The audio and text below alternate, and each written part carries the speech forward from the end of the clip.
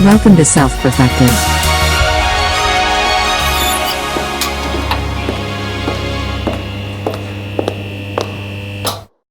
For Really? Christine. I just went live. Okay. Okay, now cool. I'm good. Nice. Hey, everybody. Nice. Yeah. I was watching this video about how to make a really good podcast, and one of the rules was when you start recording, just be like rambling about mid conversation, like keep talk, and then as you hit record, just keep rambling about like how it's recording now and You whatever. know, Like, you know the one you sent, the Farsad one? yeah. Right? And at the end, At the end, they just why did were they like, keep that in there? I I don't don't understand. know. Like it had to be an accident. I was like, what is this? 6 minutes of this shit? Like, because What it is it just happened- like they just forgot to turn it off and they It want to seems show that way, they're but it's real? also edited as well. It's also edited. But they're like basically it's their where they learned, you can put an intro of like they had like it actually seemed like a good advice if you're trying to make a good podcast. Yeah. And but at the end they were like, all right, so let's summarize it. Farzad and so discuss, and he starts. He's like, nah, that was terrible. Like he's like, all right. It's good. So I like it's kind of cool seeing them try to like create something. Yeah. Anyways, okay. It's funny seeing their thumbnail on it because I was like, I want to make sure I have that one on my watch later because I still want to see it. And the thumbnail is them both going like this with an American flag behind them. You know what's Like, funny is imagine if we made thumbnails for our stuff. We do have a thumbnail. No, I know, but imagine if it was like us, like like the Mr. Beast. It's like you have that like crazy face. You're like, oh. That shit was like so fucking stupid. Fuck average podcast. This is way better. All right, keep going. There was a bunch of comments on that video that like keep out of politics, like stick to Tesla, like enough with the politics stuff. Really? Yeah, at least I went in and started when I watched it. commenting. I was like, we can't separate ourselves from politics. Like, this is great, even though I haven't watched it yet. Yeah, well, this is the only videos I watch of his. I never watch his Tesla shit. I think the only reason I started watching him is because he had some opinions about AI and politics. You know what I mean? Right. That's the only ones I watch. I don't care a shit about all the other inside AI baseball politics of Tesla. for the win. Let's go. Dude, it's so weird. Like, okay, I was just thinking about this morning, because I was listening to that other podcast, the Logos kid, whatever, Zach Zach Kid, whatever his name is. You're in that's some fucking deep cuts of some podcasts. I don't know what you're talking about. What? No, this is a Zach recent Logos? one. It's in the fucking self-perfected Mitch does not. podcast playlist. Mitch doesn't look at any of Did that. Cameron texted to us or not? Yes, he did. Oh, he did. Okay. It was I one don't of the more know. recent Cameron was ones. sending a lot of X. That's the No, problem, man. Is yeah. like there's so much good stuff on X, but no one can see that. Dude, Yeah, but yeah. the X, I think it'd be funny though. Well, we have to kind of use a little filter here to like go through some of the X stuff on this one, because man, that shit was mind-boggling. We don't need to Joe use a Jackman, filter. if you're watching, Joe Jackman, you're about to get shook from today's podcast. Okay, and anyone who ever thought We have a lot to go through. That stuff is like kind of like irrelevant to me, honestly, because it's just so obvious. well I to mean- you, but I'm saying to Jalen, to Joe Jackman, they're gonna be like. Okay. But that's kind of what I wanted to talk about. That's kind of what I wanted to talk about. This point of like What was Okay. this podcast you're talking about, dude? the one that you sent with the blonde lady, and they're talking about like the kid Oh, who the read- Logos Rising or whatever. I thought it was called Logos Kid or something like that. I don't know. The blonde lady. Yeah, the Let's blonde give lady. you some context, Were they and being then anti-Semitic? They were and then being we- very we- anti-Semitic. Oh, okay. That- We still have to Yeah, get I back thought that's to what you the- were talking about. We have to get back to the CIA robot story though, but we'll get to that in a moment. So, Logos Kid. That story's gone, bro. That's gone. Logos Kid is gone. We do No. this every week. Where I one need of to you hear guys about will the start off with a CIA story before the Guys, podcast, and then we're like, Cameron "Oh, was- we should say that on the podcast," and then that's gone. Cameron was No, I talking could tell about a CIA robot, guys. Well, I was and I talking think about they're a what Philip K. we see. Dick novel I was reading. And dude, I'm telling you guys, you got to read Philip K. Dick. It's crazy when you read it and you're like, you look at it and it was like written in 1950 something or 60 something. You're like, what? This is crazy. So anyway, so the main character, this guy named Chuck. He's basically separated from his wife. They're getting divorced, and she is a like psychologist. I think, pretty sure she's a psychologist, and he works for the CIA. And basically, he writes scripts for what they call simulacra, which are basically humanoid robots that look real, that you would not be able to tell are not real. and someone can remotely operate them and tell them what to say, or they can put them on autopilot and they can kind of just go do their thing. And so he's in the process of getting divorced. He basically has to get a second. He's looking for a second job, or he's open to a second job because she is, wanting to get money from him because she has a kid or whatever. And dude, these Phil K. Dick books are so crazy when you like really read them. So separately, okay, so that's just the basic stuff. Separately, there's a moon called Alphane 2 or something like that. It's a moon of like this planetary system. And on this planetary system, there was so they went to colonize it. They sent people to colonize it. The colony, because of the pressures of colonization, people would go crazy very easily. And so they had a mental hospital there. So there's all these people in this hospital, but the colony eventually collapsed. Only people were left, the people in the mental hospital. But then that fell apart, and now they've developed their own society. And so they have these clans. And the clans, at first, when you're reading it, like it opens with this, right? With the first chapter, they're called like, and you don't, unless you read the back of the book, you wouldn't even know any of that context I just gave. But they're like having this council meeting basically between the clans. So like a representative from each one. And there's like the depths, the pairs, the obcoms, the mans, the skits, and there's another one, Hebes.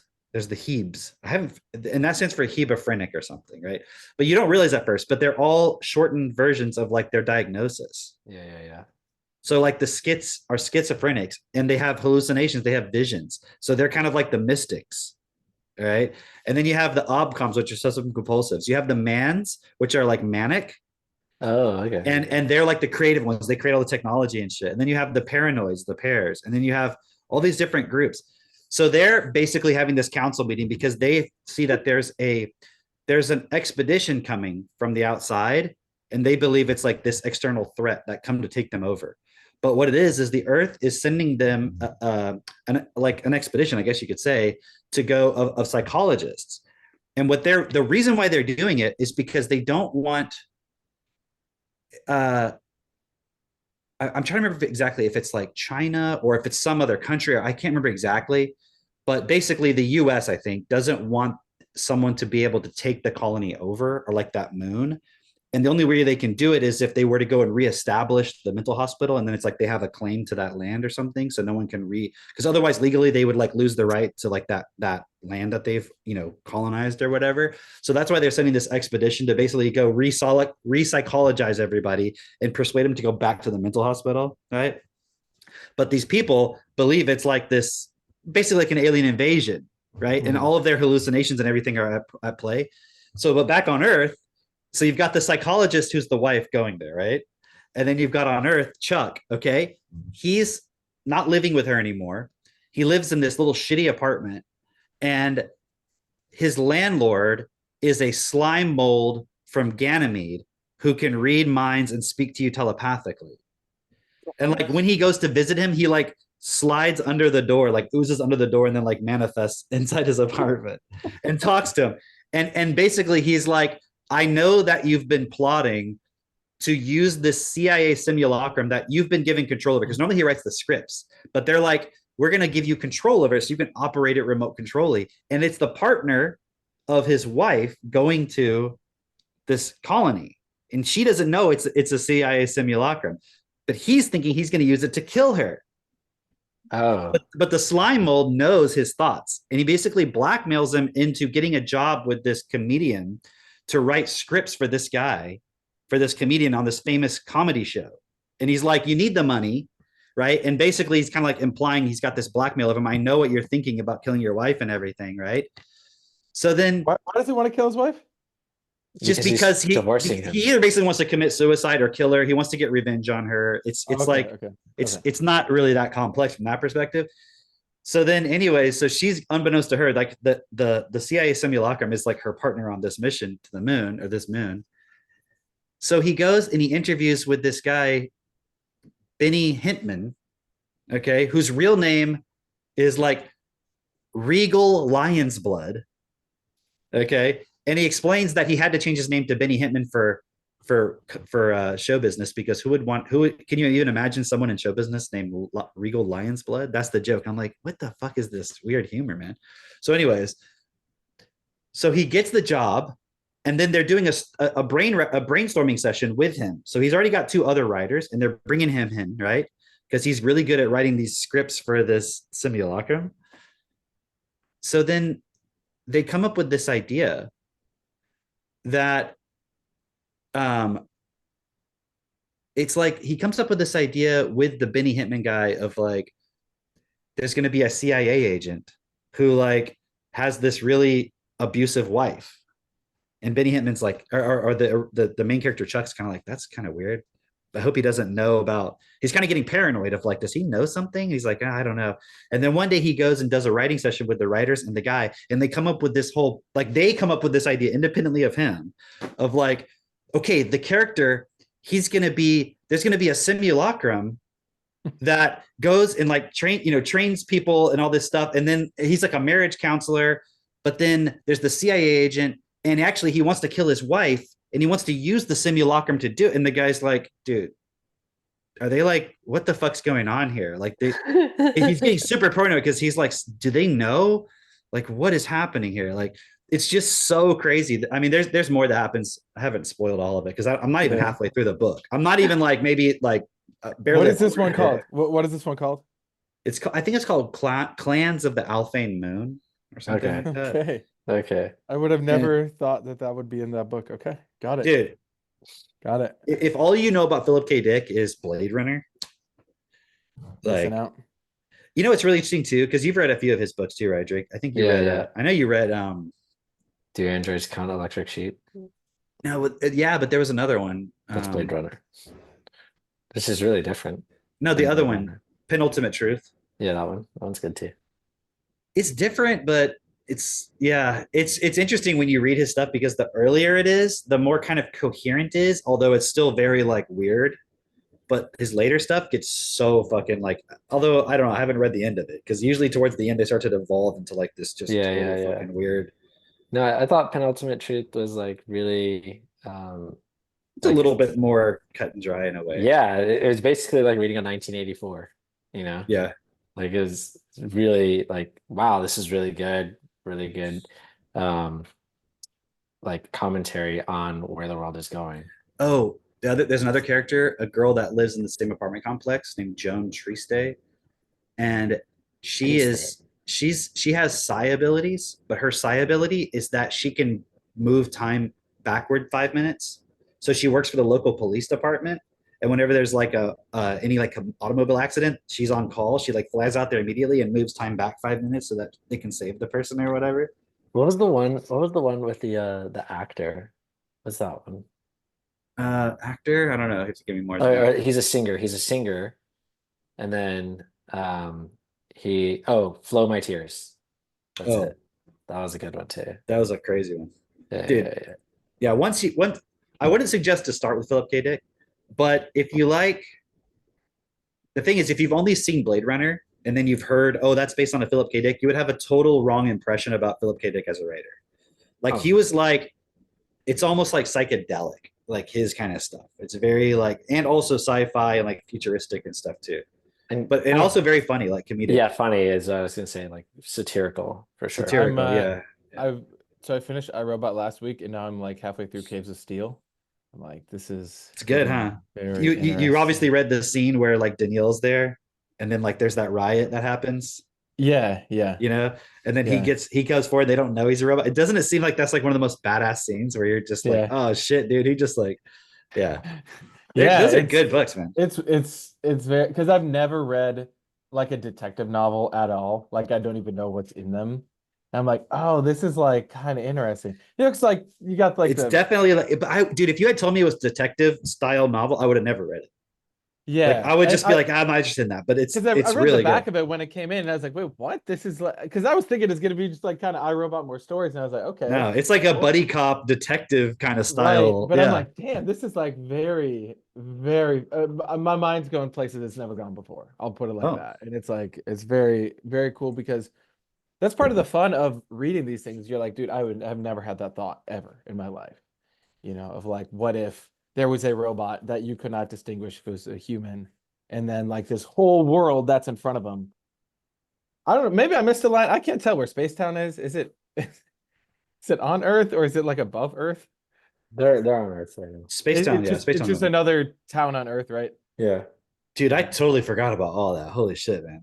Wow. I wasn't Yeah. even remembering any of that stuff. Yeah. Well, it's funny because because they're like in New York City and they're like, yeah, and then they're going over to Jersey and they're like talking about Newark. And I'm like, I used to live right there. I'm like, I could see how that is like, I could see how that would be a thing. But then they're like making this stark contrast of like how the humans all live in this fucking like these caves of steel. And they like rarely see the sun and they're like never exposed to the wind. But And that's then like he's New like York right now. You know? Well, and then yeah, and then he's like he just I got to the part where he's like entering Space Town. He's like, this wind, it was coming like at unpredictable times, and he found it very annoying. I'm like, damn. Dude, that kind of really funny. theme, that basic theme, they play through a lot of the novels. It's Yeah, really, really good. I could say I'm like starting to see the genius of it. I'm like, wow, this is like really fascinating stuff. Yeah, you'll see a lot of different versions of that. You know, maybe we should play that video with the apartment in New York. Oh yeah, Oh, we should play that. We should. That's what I I thought just of saw when that you, this when you did the morning. slide when you talked about the slime mold guy. I was like Yeah, yeah. picturing like shitty apartment. He just manifests. Rents due, motherfucker. Oh, the other thing too, because he has two jobs, he has to Yeah. stay up all night. He goes to the CIA in the morning during the day, and then at night he stays up all night writing scripts. So, but the only way he's able to do it is his slime mold landlord gave him some illegal non-Terran drugs, some called like hexoamphetamines that allows him to stay up 24 hours without ever getting fatigued or anything. Yeah. This is where he lives. Actually, this is You got This you is gotta the make whole- you gotta whole. make it This is the full whole screen. thing. full Can you screen. make it the more full whole screen thing. so we can There you see go. it bigger? Katie texted me that apartment video. She knows. Look She at this knows. is the whole thing. Those are just closets and a bathroom back there. That's hilarious. The bathroom's actually pretty big. I mean, Okay. for that. Listen. Like nobody, if you got a 5-bedroom house, you wouldn't be like, that's a big bathroom. Yeah. You'd be like, that's a small ass bathroom. It is a One- small ass bathroom, but in New York City, this is like Okay. this is. Well, I don't prime see how the time. bathroom could be any smaller. Okay. The last time Yeah, How actually could it be can. smaller? There's like It- literally It can. how? Okay. Wash your hands in the toilet? Cheapest. This is the cheapest. Huh. Dude, the Honestly, last time why do I you need a was in New sink York- in the bathroom? Just go to the kitchen. It's right there. It's true. Who fucking knows? But the Also, last time I'd tear I was in down New the York, wall. 500. It was Dude. like I stayed at a place. I was staying with like a friend of a friend. This was Yeah. this was like right after I got TT, and I was out there, and it was an apartment. Basically, instead of the bathroom though, there was a bedroom, but it was like that fucking cramped. And what was crazy is they had the old school like radiator heat thing, Yeah. and it was like every 7 hours it would like get going and it would like rattle like Oh, it yeah. sounded like a fucking train right outside. I'm like, what the fuck is going on? And I'm like, and that dude, he worked for like Bain or like one of those nice ass like consulting companies. I don't know how much he's probably paying $4 or $5 a month for a like tiny ass apartment, and you go right outside and it's just like trash everywhere. Like I'm just like, this is insane. That one was He was 3,000 a like month. he was like right by That was the football. 2,500. 25. No, it said 25.99. 29. No, it said I'm pretty- 25.95. Oh, 25.95. Yeah, Really? Yeah, it was like 2,500. Oh, But- that's at but 29. Yeah, it's like those sound like nice neighborhoods. yeah. Like, Yeah. wow. I didn't Dude. see any of the other video I saw. I right was after even that. driving through. I was driving through just some of the suburbs around here yesterday. We had our clubhouse and everything, and I was at a coffee shop, and I was just driving for like 2 minutes. I was like, this is insanity. Like I was just you saw all the houses next to each other. It was like a nice neighborhood, but I'm like, this is fucking mouse utopia. I was Oh, yeah. like, oh my, because I was the previous night I was hanging out with Aristotle and we were just like walking around our whole property. He was just running around. I'm like, dude, his mindset and like Aristotle's just understanding of the world is so infinitely different than like when I was a kid and I like grew up in, just like fucking suburbia where you're like, oh, that's our neighbor, that's our neighbor, that's our neighbor, that's our neighbor. They're all over, and your yard is, could fucking run back and forth in the yard. They're in eating 10 your seconds. cats. They're eating the dogs. They're eating the cats of the people Yeah. who live there. Well, I had somebody send me a song, dude. You know they're making songs at concerts now with I'm with sure they are. I'm Trump sure they are. saying they're eating the dogs. And like someone sent me one, and it was so great. It was It like they're it's eating the so dog. ridiculous. Wow, wow, wow, wow. They're eating the cats. Meow, meow, meow, meow. What a ridiculous statement, all right? But Because it's the only thing anybody's talking about. right. Because So you can so see how people can be split. And some people are like, oh my God, that is the most ridiculous thing. Of course that's not true. And other people are like, no, it's actually fucking true. And it's irreconcilable. that's the reality we're in right now. Yeah. We were talking about this yesterday at a clubhouse. I was thinking a very interesting like meme would be created where it's like you have like a picture of Trump and then you have a picture of Kamala, and then they're each like split in half. And on one side it's like Trump as the superhero, and then the other side is Trump as the supervillain, and then Kamala is superhero and Kamala is supervillain. And it's literally like 50-50 through the US. They can see the same fucking person and then they just choose that. And it's like that's the trap that we found ourselves in. Yeah. Yeah, it's so insane.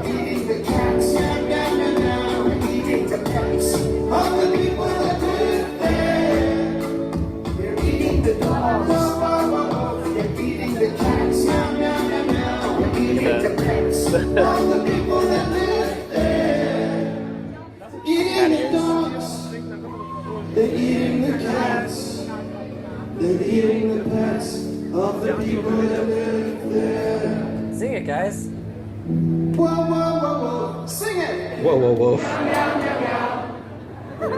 Of the people that live there. All right. That was in Germany.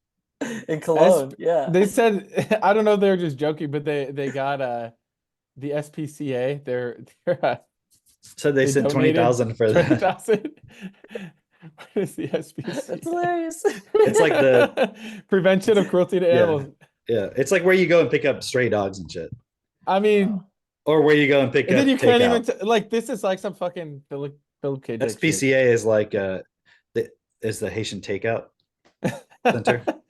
Bro, we do live in a Philip K. Dick novel, though, Mitch. You're right. You're Yeah. right.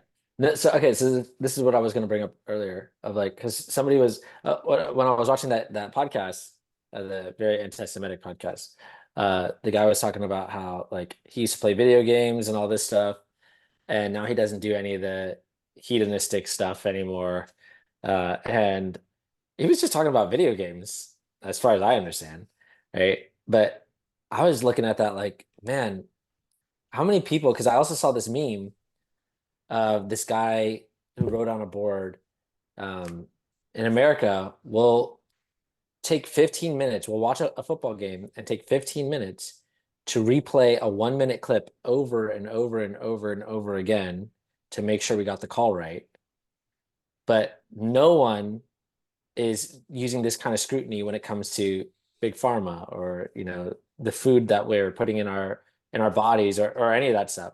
And obviously it's not no one like we're here. We're like it's funny. Abel and Nina came over yesterday to help us move some furniture. And Christine made some like black pepper chicken. It's pretty good. And I put some sriracha on mine because I was like, I think it just tastes better with the sriracha. It's like I like it a little bit spicier, and I like the change of the flavor, right? And Abel can't handle spicy that much. Sriracha is basically ketchup for Haitians. No, not Haitians. It's Asians. No, Asians. Haitians. No, it's not. You don't pronounce the H. You're Asian. a Haitian, so That's misinformation. I just want everybody to know that is misinformation. That is borders are imaginary lines, my friend. wow. Listen, have you ever been to the border of the Dominican Republic and Haiti? I have. You It have, was fucking sad and scary, yeah. isn't it? Yeah. Isn't it? Like It was really intense. immediately. Like you Yeah, don't. it was like we were in like a sugarcane field, and Yeah. they're like, yeah, and they're like giving us sugarcane, and then like someone brought out like $1 to give, and they like literally fought over the dollar, and I was like, oh fuck, like this. I was like way too young and like not explaining any context to see that. Yeah, it was fucking sad. Also, right there on the border, But I mean, we see this everywhere, but like right there, they have it like this river that runs through, at least the where we went to on the border, and it's just filled with trash, just filled with trash, right? And I remember going there, and we were like, my family doesn't usually go to Haiti, you know. We go to DR, but that's where we're from. Just anybody watching, okay. They have better cat food in DR. We have better. We actually eat chickens there. Oh, Hens, like old hen. You know how old hen is like really tough. I don't know if you. I'm gonna go out on a limb here and just maybe go on the record with this, but like, is there really a difference between a cat and a squirrel?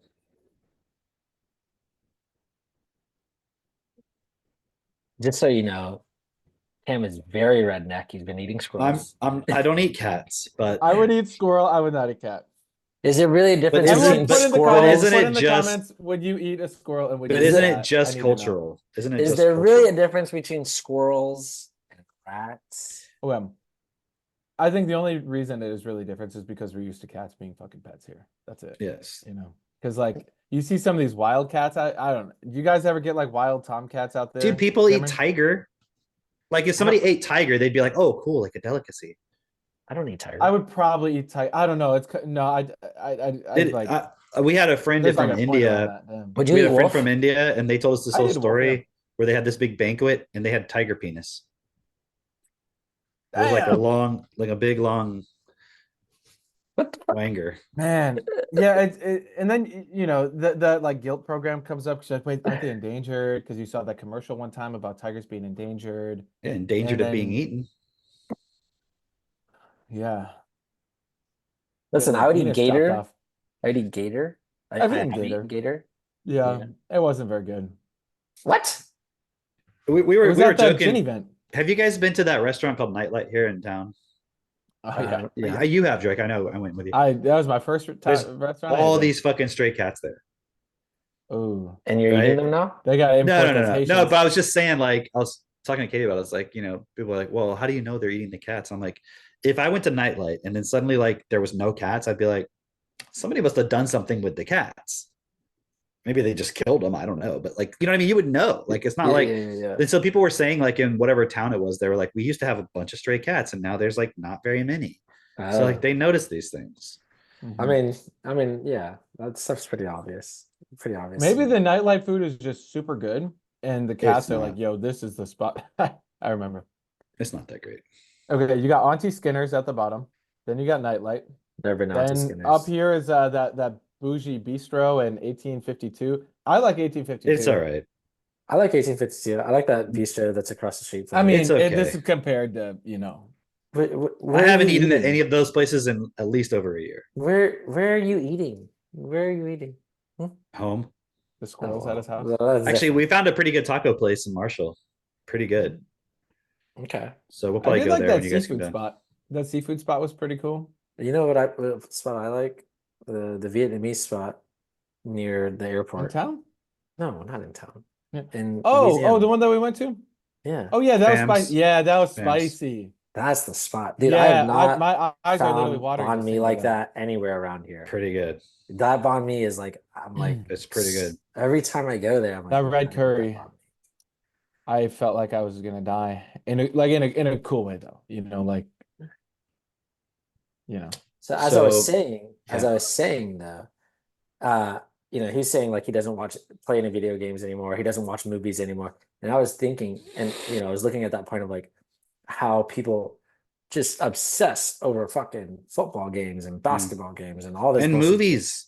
Yes. And I'm like, why do we like, how helpful it would be if everyone just stopped watching all these fucking sports games, stopped watching any new movies. Like, I don't care if you want to watch an old fucking movie. That's what I've done.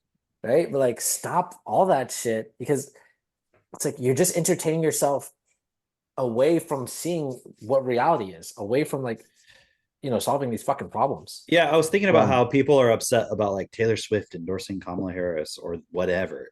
Yeah. And then it's like, And then people on the right are like, oh, fuck her, you know, who does she matter? And then they're like, oh, you're just jealous and all this stuff. I'm like, first of all, on the Republican side, did you people take your kids and let your kids go to Taylor Swift concerts and buy their music and shit? Of course. Second of all, why do people look up to these people? It's just because you've been impulsed with it and there's emotions there, and then like that person represents that. You know what I mean? But they're just an actor. They're not real. It's just an image. But also think about it. What about like Taylor Swift is apparently a billionaire, and all she's done is sing songs that are just fucking brainwashing people to be like retarded. Well, yeah. Do you know what I mean? Like that's it. There's no substance to it whatsoever. It's not even good music. It's just like, but that applies to pretty much all music currently. Like, listen to a fucking Ed Sheeran song. Dude, I mean that clip that or you John played Legend or some shit. And it's like, what's that one where it's always like that really famous one? I remember it's like I went to this wedding and they played it at their fucking wedding, like that John Legend song. Oh man. Oh, you're perfect. That song, perfect yeah. It's imperfection. just so gay. It's so gay. Yeah. Sing it, Mitch. Sing it. I don't remember how it goes. I just know it's the one. Come on, Give me Mitch. all of me. Give me all of Oh, you. That's it. Yes, okay. yes. Okay, all right. All right. Yeah, it just makes me want to cry watching them do that first dance. You give me all. And then you realize all these people are all friends with Diddy and all these fucking, you know what I mean? You just look at all of that. None of that is surprising at all. Let me screen share. Let me screen share, Drake. I was reading the blogs, Creation's Journey. Okay, I want to read just these 3 lines of self-forgiveness, and then I want you guys to show that one fucking TV show, the firefighter TV show. I literally watched that right away. I was like, that was retarded. And then I read that blog this morning. I was like, wow, this is fucking spot on. Right here. Let me see if I can do. Ooh, real time. Look at me. Can you see it? There we go. Yeah. Right. Yeah. Okay. All right. I forgive myself that I've accepted and allowed myself to not realize that. Similarly, consumerism in the pursuit of profit would use television and media to project images through the unconscious mind of the human into the living flesh of the human to control the lives of people in terms of what brand and product they buy. And evidence that this is highly effective is in its extensive repeated use, where the amount of money spent to buy more time to influence the view will predict the profit to be made. I forgive myself that I've accepted and allow myself to not realize that similarly, politicians use the television and media to influence the rates of so-called democratic slaves, and that this has reached its pinnacle of truth. The modern day democracy is modern day brainwashing, as is evidenced by the latest American elections, where the winners are those that spend the most money in their campaigns, bringing the money god to the ultimate state of power. Then I forgive myself that I've accepted and allow myself to not realize that psychology is purely an extension of consumerism, and is therefore not here to solve the human behavior conundrum, but rather manage the consumer slave into eternal submission. Right, but then he keeps going on into these. I liked reading these, right? Scroll it up a little bit because your head's blocking. No. The other way. Scroll down. Yeah, go. Yeah. Okay. I like these. Right. I commit myself to show that the perpetrators of the pursuit of profit do not realize what is being allowed to be manifest as the living flesh, and that this consequence will eventually take major global effort to be corrected as humanity progressively spirals out of control into inhumanity and self-interest. I commit myself to show that those abusing television and media to control behavior do so deliberately without consideration, that the full implication of what is being allowed is not realized at all, and I commit myself to hold those accountable that abuse life through engineering human behavior for profit through the implant of self-interest. It's like, it's so obvious, but it's also like the main point I wanted to bring up is this idea of the living flesh. You know, you see that. I mean, this whole blog is about the idea of zombies, the zombie apocalypse. It's like all these little girls that love Taylor Swift and all these adults that hate Taylor Swift are both literally fucking zombies, where their body is like that simulacra of fucking robot. It has been programmed to just run the fucking. Are the zombies having an apocalypse, or are we having an apocalypse that we are the zombies? Or are we having an apocalypse that we're surrounded by zombies? What's the apocalypse? We should make a zombie apocalypse movie where it's like a bunch of zombies, but then they do an apocalypse and they like reveal the Illuminati and shit. Nice. Sucking blood. I started that book, Save the Cat. It's pretty fucking fascinating. The one that Eric Weinstein was talking about. about like Hollywood screenwriting. Mm. And it's really fucking funny because he puts words to things that we've all like heard. For example, in Hollywood, there's something called the log line. So it's like when you're pitching a movie, it's the one-liner on the movie. Hmm. And he's like, a really good one will have like irony in it. Like, for example, right? If you were to get a log line, let's say for the Philip K. Dick book, you'd be like, okay, a guy has a robot, to chase his wife, but then like it kind of explains the plot twist and then it gives the name of it. And so funny because he's like, Can you give me an example and of a log line like from a movie that I okay, know? yeah, from a movie that okay. Do you ever see Pretty Woman? Okay, sure. So he's like, a billionaire gets a hooker for the weekend, but ends up falling in love. That's a good log it's line. like Pretty Okay. Woman, right? Okay. I get it. I get it. I So get it. but he's like a really good log line will deliver the whole punch. There will be some irony. You'll like understand how kind of what's going to happen in it. You'll also from a producer's perspective or whoever fucking makes the thing happen, you'll kind of tell how much it is too. Because like those classic movies like Meet the Parents, Meet the Fockers, whatever. It's like it's all kind of shot in one location. You got to spend a budget on some big stars, but you kind of know what you're going to get. And his whole point is that everyone's basically brainwashed to you kind of know what the hit is going to be. But he was explaining a really fascinating one. He's like, yeah, a really good log line has some irony in it. And he's like, one that's always a hit is like this, and this, and this, but from hell. Right. So like, oh, a weekend road trip with your buddies, high school reunion, but it's from hell.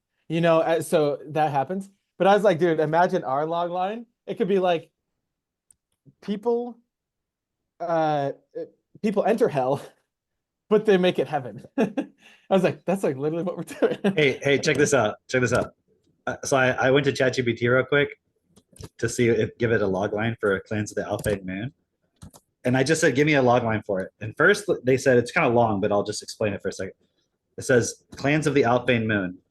In a distant future where Earth's exiled mental patients have established their own bizarre and warring societies on a far-off moon, a covert government agent must navigate a chaotic world of madness, allegiances, and surreal power struggles to prevent an interstellar conflict. So then I go, make it short, punchy, and with irony. And it goes, Clans of the Alpine Moon. On a distant moon ruled by Earth's exiled lunatics, peace is the real madness. I was like, dang! That's good. Yeah. Damn. Crazy. Have it give you a log line for Destiny. No, it doesn't Hey, have- have you guys seen what was it? It's the new, I'm trying to remember what it's called, the new OpenAI thing. ChatGPT Strawberry? 1.0. 1.0, that's what it's called. Yeah. Is that right? 1.0 preview. 01. 01 preview. It's very confusing, their naming structures here. Yeah, it's Dude, but I've been like not playing with it or anything, but just looking at videos of people and people talking about it. It's pretty crazy. And then like they'll have some advancement with the AIs, whether it's them or the video stuff or sound or music or whatever. And then everyone does it, and then you get used to it, and you're like, it seems like it's going stale. yeah. And then they'll come out with the next point, and it's like, God damn, dude! Like now this should be crazy impressive.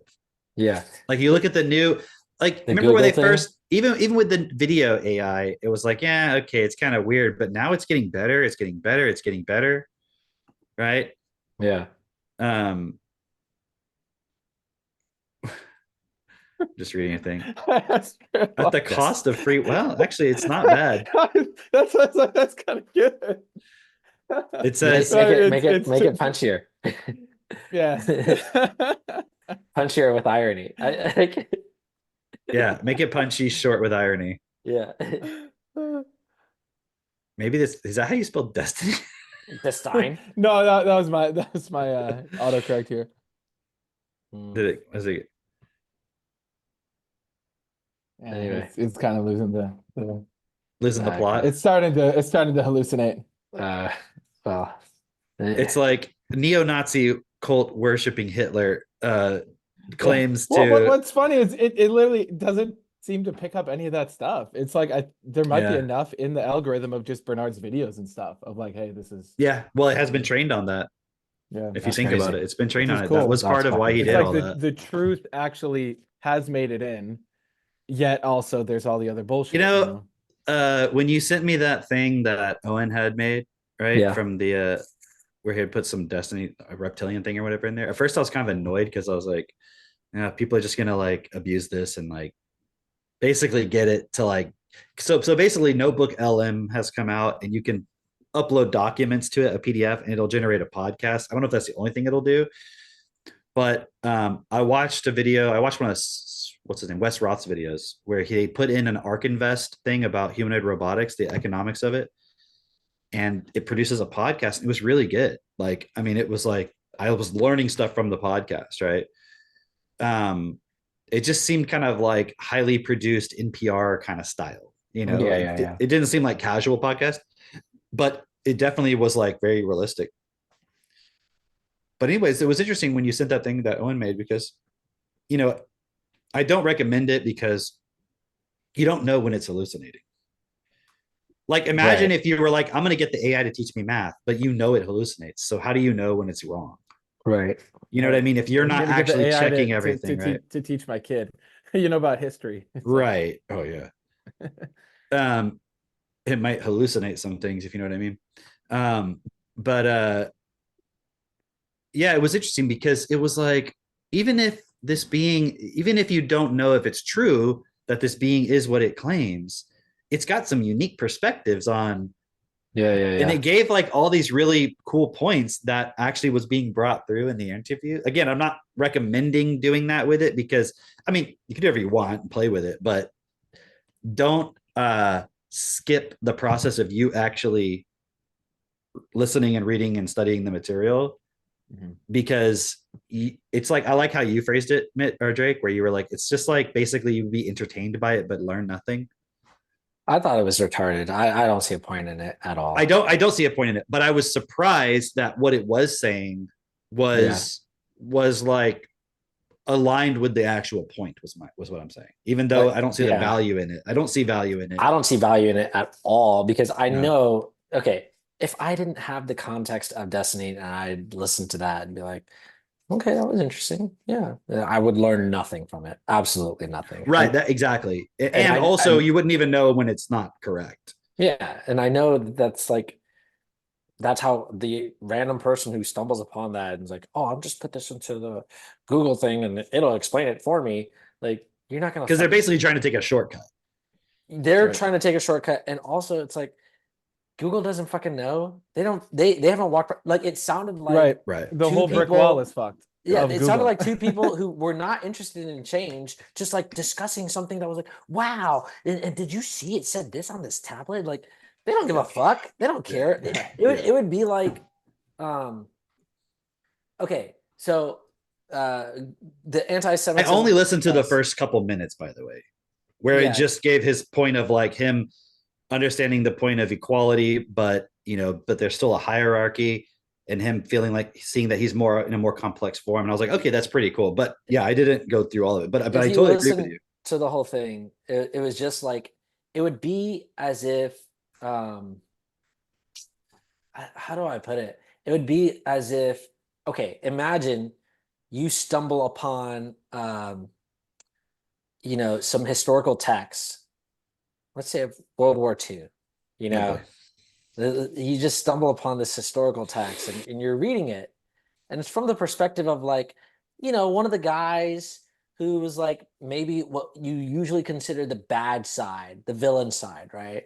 And you're reading it and you read and you're like, wow, the author of this book had some ideas that were just kind of like out there, and it's kind of fun to like entertain that idea, but you're not looking at it from the perspective of like, this is what they were actually thinking, this is what was actually being felt, and like, oh wow, maybe I have a completely wrong idea of what was happening in this particular context. You're just looking at it like as if it's like, wow, that's a funny plot line, like like it's a Philip K. Dick novel. What if the Nazis did win or something? Exactly. It's like, Yeah. Which, by the way, I have not read that one. The Man in the one? High Castle. I've not read that one I either. haven't read that one yet. That it might be more interesting. What than is I it read this. about? It's like about if the Nazis had won. Oh, and it's a Philip K. Dick novel? Yeah. No. Again, I don't know anything, so I could be totally Guaranteed to be a wrong. banger. Shit. I don't know. Damn. It was his Yeah. only his only utopian novel, apparently. Hilarious. Where was he born? Where's he from? I Philip K. Dick? find- Yeah. He was born in here in the States. Yeah, the States. Yeah. He like Was he went to like a Berkeley. Hunter S. Thompson type that was like on drugs and like did crazy shit, or Not exactly. I He think was just a writer. schizophrenic. Okay. I Well, think well, it's he's just a Yeah, good- definitely. Yeah. No, dude, like his later books are basically autobiographies. No, like he got divorced, remarried. Like there's always a character where it's like they've got a wife who's like overbearing and like doesn't appreciate them, and they have it's like always every single one, man.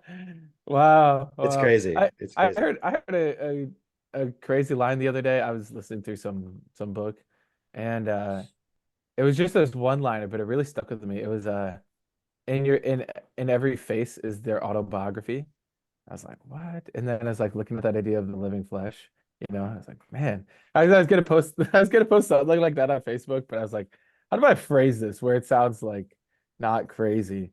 But it's like actually, we talk about everyone's a living book, and it's like the words that are written within you like become the story of your life. But actually, like you look at someone's face, you look at how they act, their facial expressions, all that is like it is showing you what words they've been living. And unfortunately, right now, for most people, it's fucking just Taylor Swift. strife. Yeah, and Taylor Swift. But it's so cool though when you got kids. I was looking at Aristotle this morning. He woke up, so I was just like sitting there with him, and we were just like looking at each other. I'm like, man, like you look just like very interesting. Like he doesn't really look like me. I mean, obviously he looks like me and Jess kind of, but Definitely. like he's like his own thing, It's kind of cool. Like having kids is like fucking awesome. What do you got, Drake? I want to show something. I was gonna say Something this year, because I thought it was relevant to what we were just talking about. So this one is like it's this side, right? Okay, yeah. The hardest part Oh, of this, doing yeah.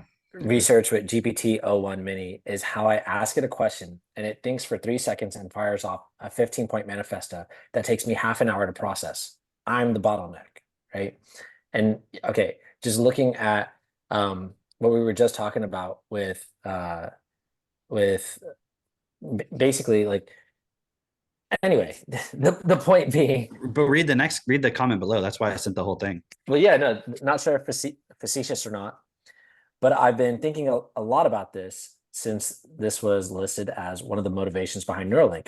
Would you ever get a Neuralink Prof G? Well, not anytime soon. And Prof G is the original poster, right? But what the reason I sent that was because he's saying he's the bottleneck. Right. He takes him half an hour to process it. Right. But that guy's saying that one of the motivations behind Neuralink is what? Is that you'll Apparently be it able would to help process him faster. read it faster. I But don't know that's how that not- would work. It doesn't make any sense.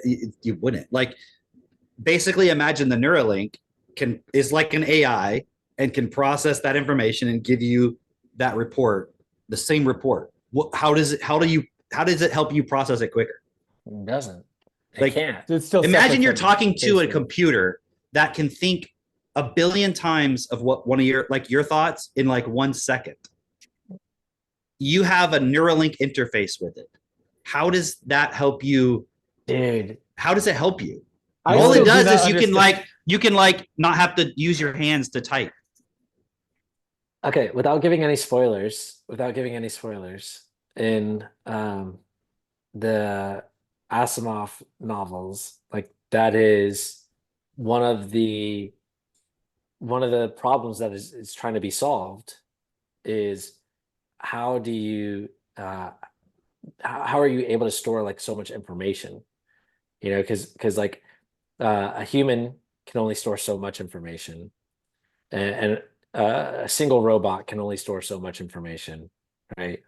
But if your task is to actually make the world or the universe or humanity or whatever better, and prevent it from killing itself, how much information do you actually need? And all the storage of history that you need to pull back on, I mean, and all of that stuff, you know, it's like, Do you that's what, actually need any of that?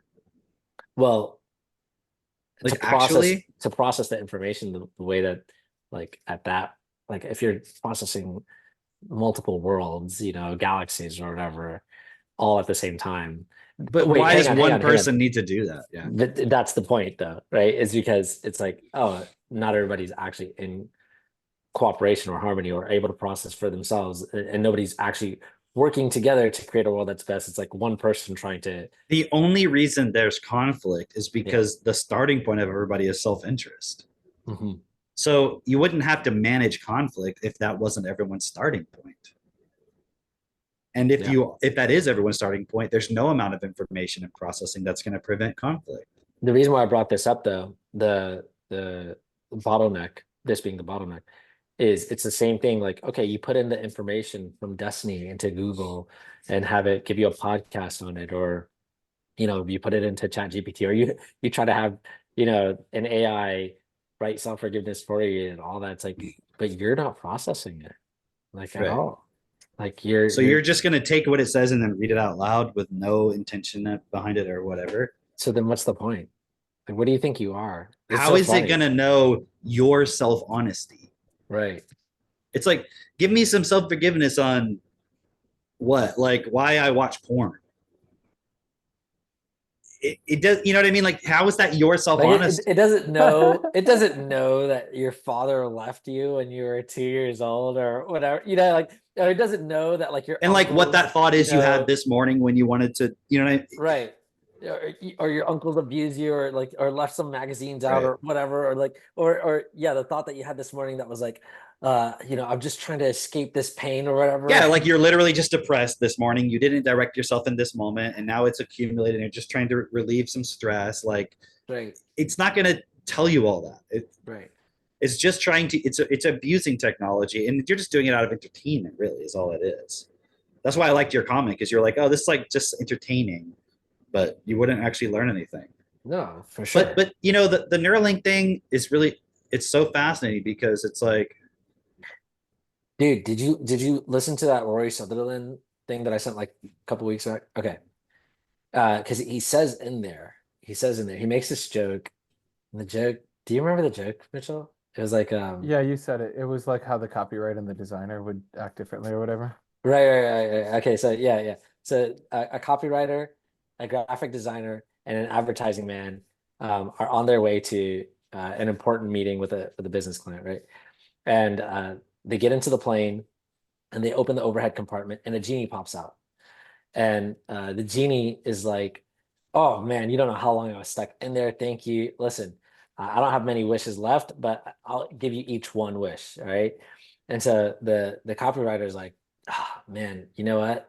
My dream would be to live like Ernest Hemingway. Like, if I could live that lifestyle with, you know, the time period, all that, I wish to be Ernest Hemingway. And poof, he's gone. Right. And then the graphic designer, he's like, oh, I could do that. Wait, oh, Pablo Picasso. I want to be Pablo Picasso. The women, the whole lifestyle. Yeah, poof, he's gone. Right. The advertising man's like, I wish to have those two guys back here. I got an important meeting in 2 hours. Right. And the point was like looking at the urgent overshadowing the important, right? Of like what's actually like important in the long run. You're looking at what's immediately here in front of your face, right? And he was making this point, and he goes on and he talks about technologies and all this. And this point that he makes is so good. He was saying how what used to be an option, like you got a phone that like you're able to text on and call and look up on the internet, that used to be optional. That used to be like, oh, you know, if you want a little bit extra, you could get emails on your phone. Now it's mandatory, where now you have to take emails, or, you know, in the corporate environment, you're taking emails at home and you have to respond to them. Or in the past, he's like, if you go much further back, when trains first got to America, it's like, that was like barely anyone was really using them. It was an optional thing that you could do. It would generally take you like 2 weeks if you wanted to go from the East Coast to the West Coast. But then when trains came and you could get there in 2 days, at first people were using it as like a leisurely thing, as of like, yeah, you could go all the way to the West Coast, not tell anyone. They're expecting you in 2 weeks. And so you basically have 2 weeks there to just relax and do whatever you want, play golf, all that stuff. Until it became something that everybody understood, like, oh, you could get there in 2 days. And then they started expecting it. It became mandatory. And so he was making this point, and I'm just looking at it from the perspective of like Neuralink. Yeah, at first it's an optional thing of like, these, yeah, if you wanted to, you could get the Neuralink or whatever. But at a certain point, for your children or the next generation or whatever, it's not going to be like this optional thing anymore. Just like it's not optional to have a smartphone. Like everybody has one. I was listening to something, I forget what it was, but they were saying how, in some places you go and you want to park, and if you don't have a smartphone, like you can't park because it requires Right. like an app. Right. He was also making this point, and he was like, and it's so stupid because the like parking garages in London or whatever, some of them are underground. You don't even have service there, and it's like, what the fuck? That's Like, how am I supposed to that's- park? Like, I can't even access the fucking QR code or whatever to park. You have to join their fucking Wi-Fi. They screen all your Right. data. Yeah. So it seems like, oh, it's optional, but then eventually you kind of can't navigate without it. Yeah. Yeah. I mean, you couldn't get an Uber without a smartphone. No. You just definitely literally not. couldn't, right? Yeah. So, but the Neuralink thing, it's obviously going to be very people. Yeah, I don't know. Like, I'm just wondering, like, what is an example of like a practical use case for this thing? Is it like, oh, I want to know something about Google so I can like think about it? Like, I'd be like, oh, what is the fucking day of the Declaration of Independence was signed? Could I think that thought and it would tell me the fucking answer? Like, I don't get how this thing fucking works. I'm actually if it working through that. does, if hypothetically that's possible, why the fuck would you get it? If you could just think it and it like automatically Like gives when you I the look answer. at my phone Yeah. and if it says something on my phone, I know it's on my phone. Yeah. Right, and that one you wouldn't know because it would have infiltrated your thoughts equally to a If it can normal speak thought. to you in your mind, Well, yeah. I don't know how that how would you then eventually be able to distinguish when you're having a real thought versus when the thing is talking to you? right, it's like total And if Israel range. can fucking blow up pagers, Wait. I'm not saying that it would be used to kill you, but I'm saying like, could somebody who's like justifying it in some way be like, well, we had to do it for the greater good, to just like they justified shutting down the Hunter Biden laptop story. When it's an election day, couldn't they be like sending brain fucking messages to like millions You're like of about voters to of press like the button on the Dominion machine. it'll know everything about you, dude. It'll know Kamala everything. Harris wins 100-0. It's like you didn't even realize how fucked your ego was, and you're like, let me get a double ego. Like, why the fuck would you do that?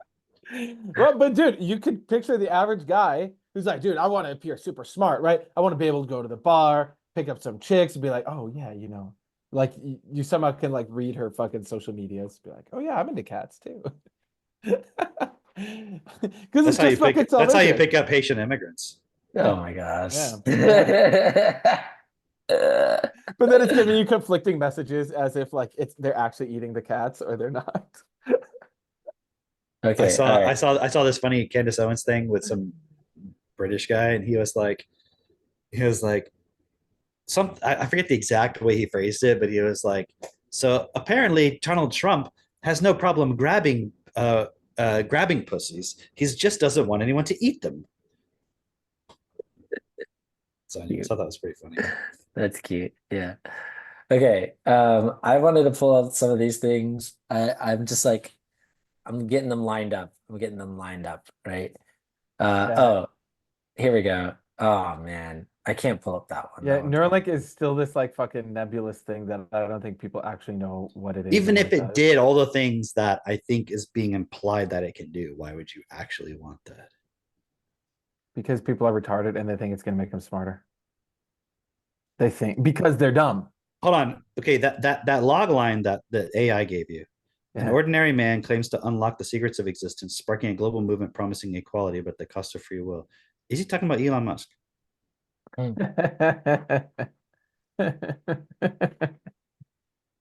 Well, I could prompt it and ask.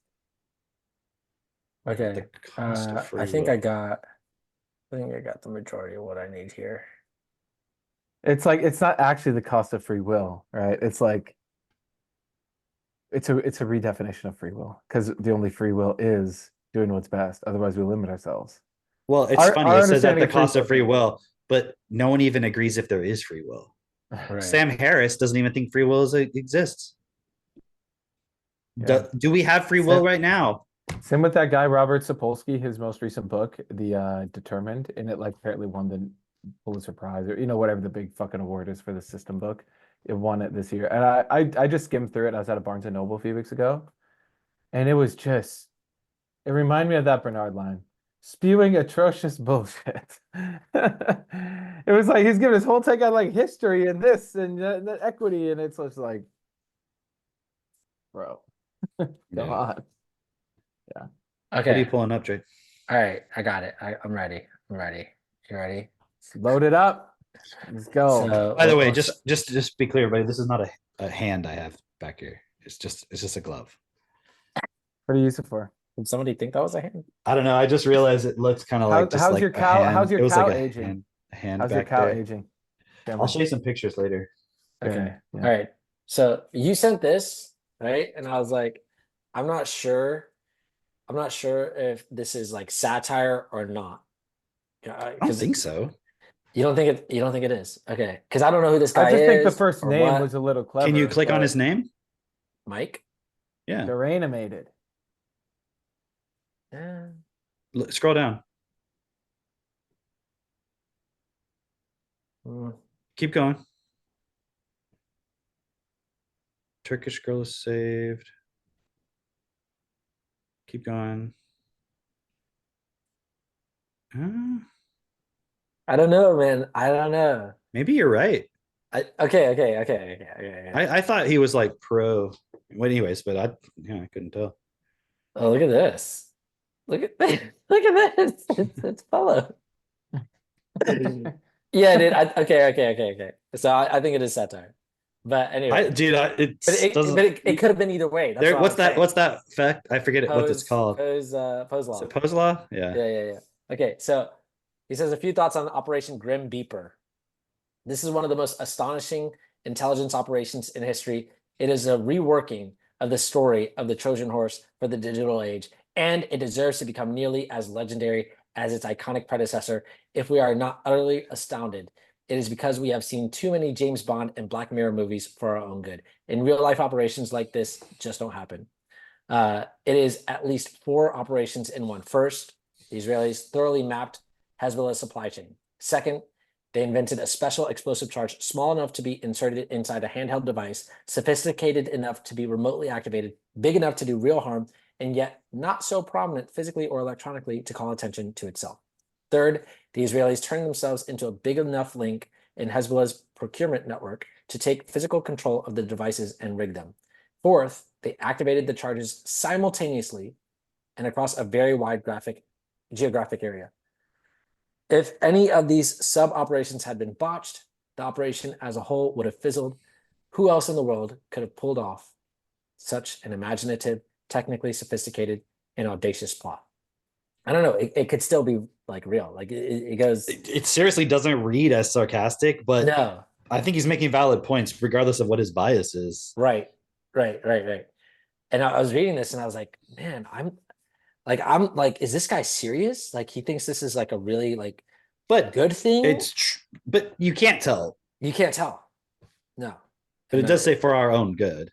Yeah. And I have the comments. I'm not logged in, so I can't see. But if you the just take that part of it being good or bad, like it's a an accurate assessment, I would say. But he's saying that we've watched too many James Bond and Black Mirror Oh, movies I to did be see able to that. Yeah, appreciate how sure. crazy this Okay. is. Yeah, yeah. Right.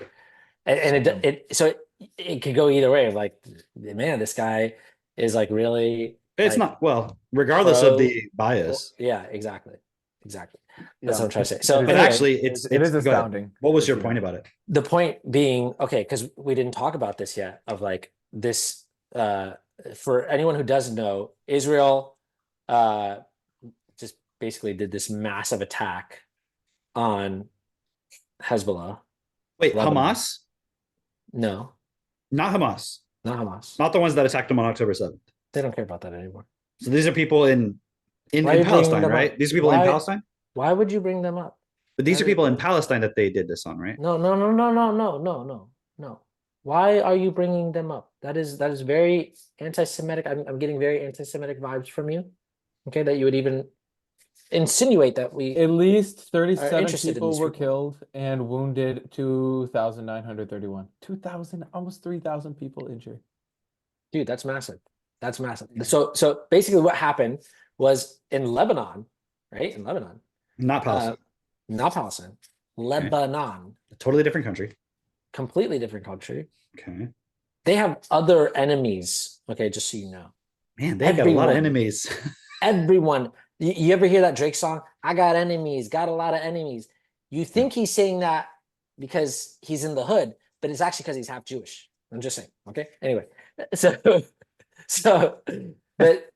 they basically. Dude, he's like the perfect hybrid. Dude, he's Why is the number one rapper? all the things. Well, I don't know if he's number one anymore. Kendrick, But according to all the young people. I kind of thought you were kidding. He is actually half Jewish. He is half Jewish. You didn't know that. Why would I kid? Well, do you take me as a fucking joke, Mitchell? You take me as a fucking joke. Are you serious? Whoa, Christine, get this guy some cat meat. He's getting hangry over here.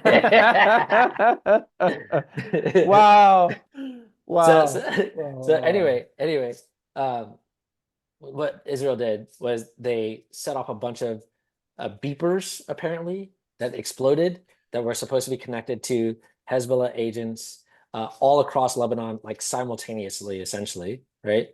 And I think other devices as well, other than just beepers, right? But this is a massive attack that they did, and it's not really being talked about that much, except for I think there was something from like Sky Digital or yeah, BBC. AFP are saying that Israeli military is saying that they've hit 7 Hezbollah sites overnight in airstrikes in southern Lebanon. This is all being reported on a live page on the BBC News website. Oh, okay, wait. Oh, also, so they're basically bombing they Lebanon set over off and a over right bunch now. of bombs all across the country, and oh man, you know what I don't have pulled up is the grocery stores where it's just like random people just like all these explosions going off, which is, tell me that would not incite terror within you if you were randomly in a grocery store and all across your nation there are these explosions and you literally watch somebody just explode in front of you. Tell me that would not incite terror, and then it happens again the very next day. Tell me you would not be like, what the fuck is happening? I'm staying inside. I'm not going outside. I'm not like wouldn't that be wouldn't that be all over the news here of like terrorist attack? Someone has hacked into your cell phones, your beepers, your whatever, and they're blowing them up. You wonder if they justified it? Like, we were just going after the mega folks, though. Well, that'd be terrible too. That'd be fucking terrible. But that's pretty much kind of what they're saying is like, oh, we were just attacking the Hezbollah. It's like, okay, you're telling me that not a single civilian was touched in this?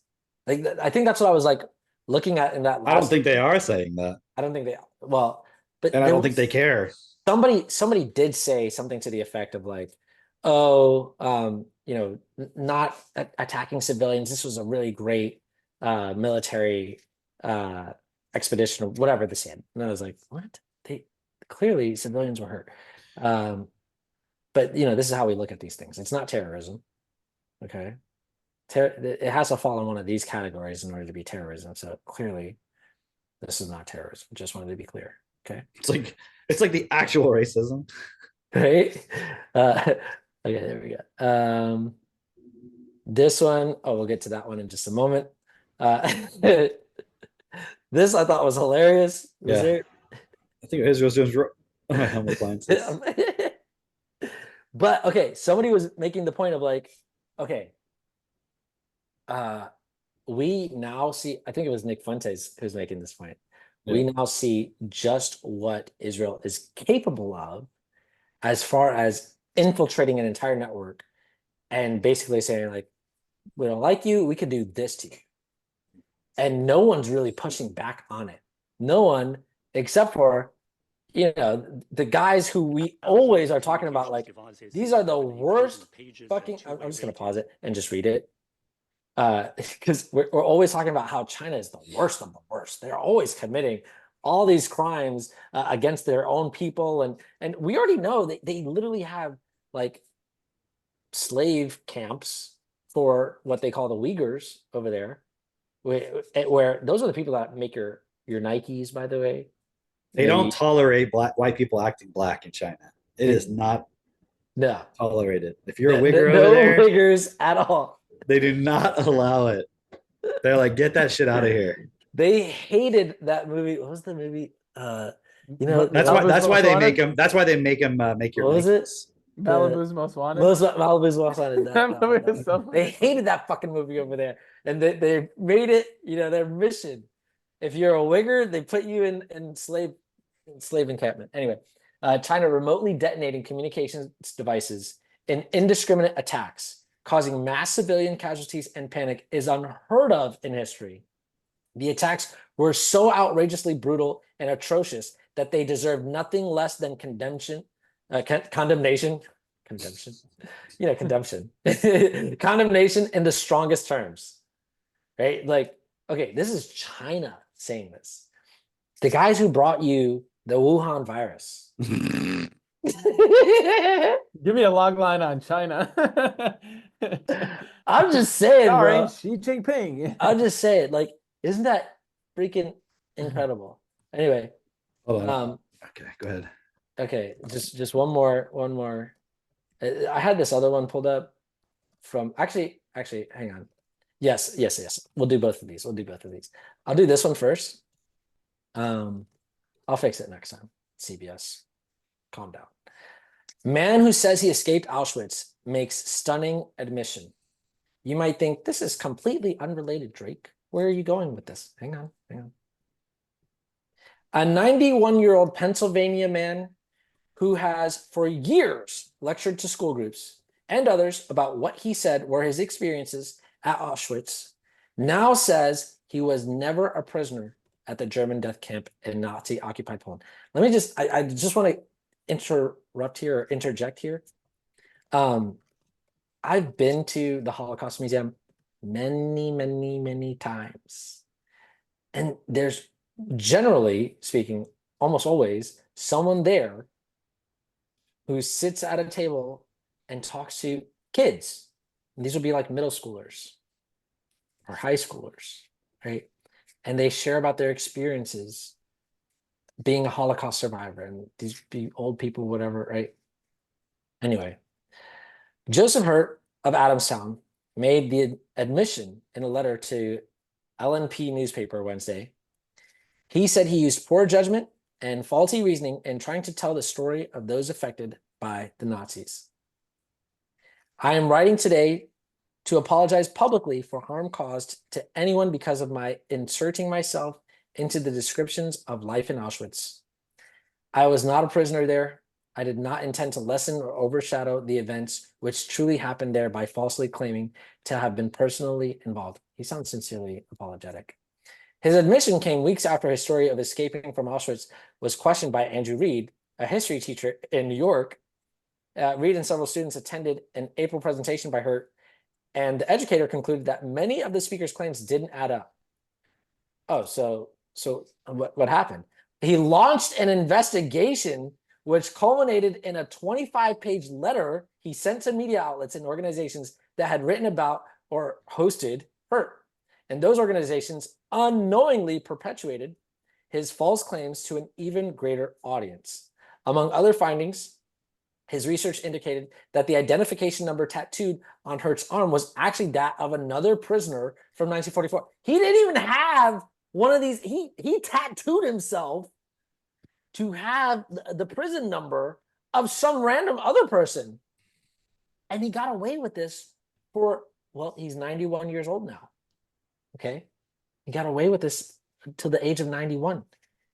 Hurt apologized to Reed in a phone call earlier this month, according to Reed, who said he pushed Hurt to make a public apology. Oh, so he wasn't actually trying to apologize.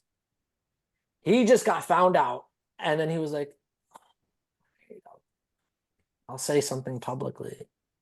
In his letter, Hurt recounted a visit he made to Auschwitz several years later after World War II, and said he was determined at that moment to prevent the loss of the truth about life and death at the concentration camp.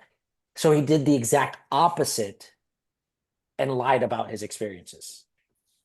He said he was wrong to lie, discussed the important truth of the suffering and deaths of many at the hands of the Nazis. Hurt said he was wrong and asked for forgiveness. Okay.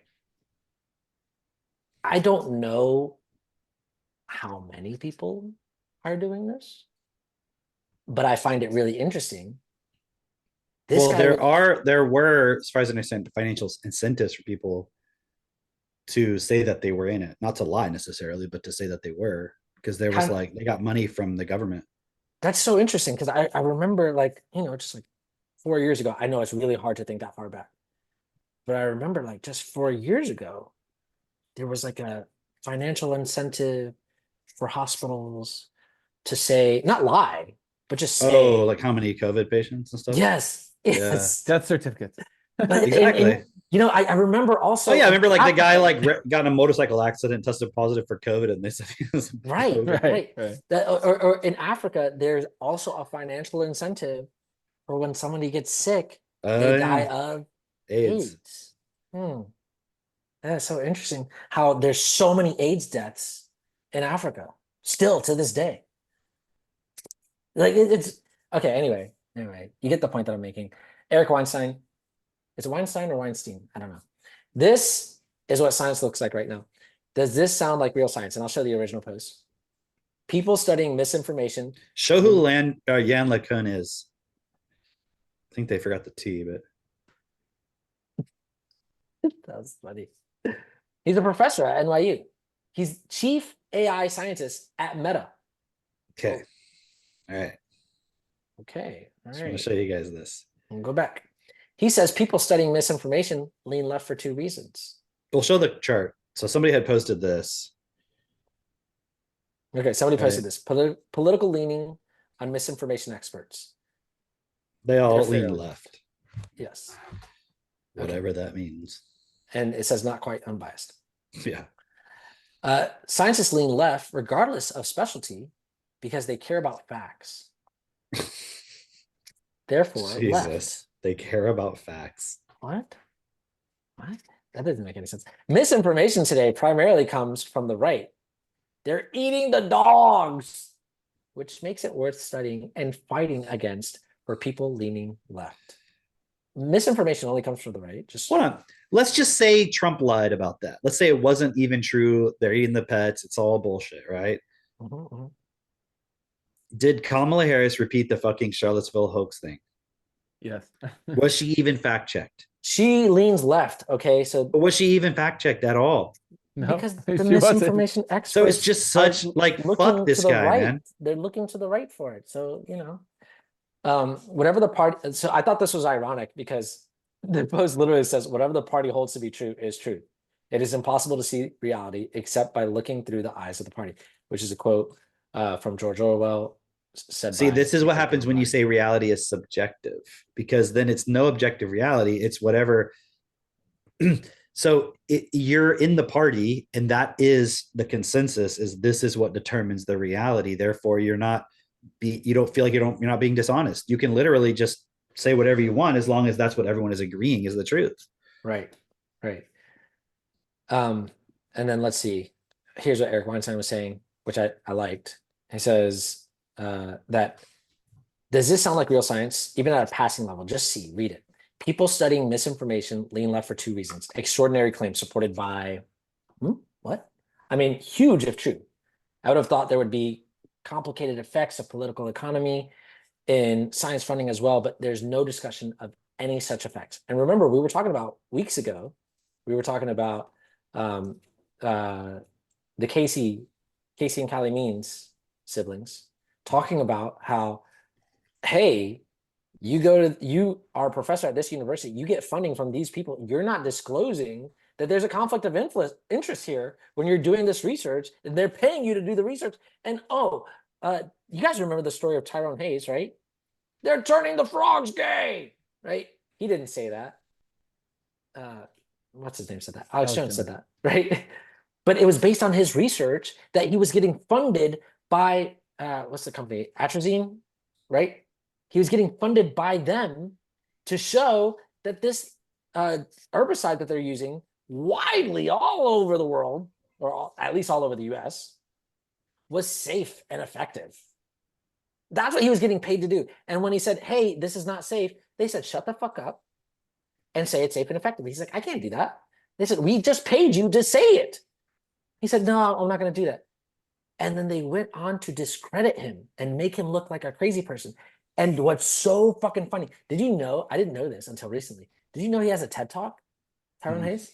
He has a TED Talk, and he shows, because when he sued, he got the documents from Atrazine, from the company that was like, doing this, who they were saying, how dare he say that we're trying to discredit him? We would never do any such thing. Like, that's like, see, that's the talk of a crazy person. He has the actual documents where written in their handwriting, it says at the top of their list for science, it says, discredit Tyrone Hayes. And he's like, what the fuck? Isn't that, I mean, it's hilarious and it's not at the same time, right? But okay, hold on. For anybody who's like, oh, they wouldn't do that, if they think they're in the right, because, as long as they're making money, that's the right thing. Why wouldn't they do that? If they can get away with it, like Israel is willing to fucking blow up all these pagers.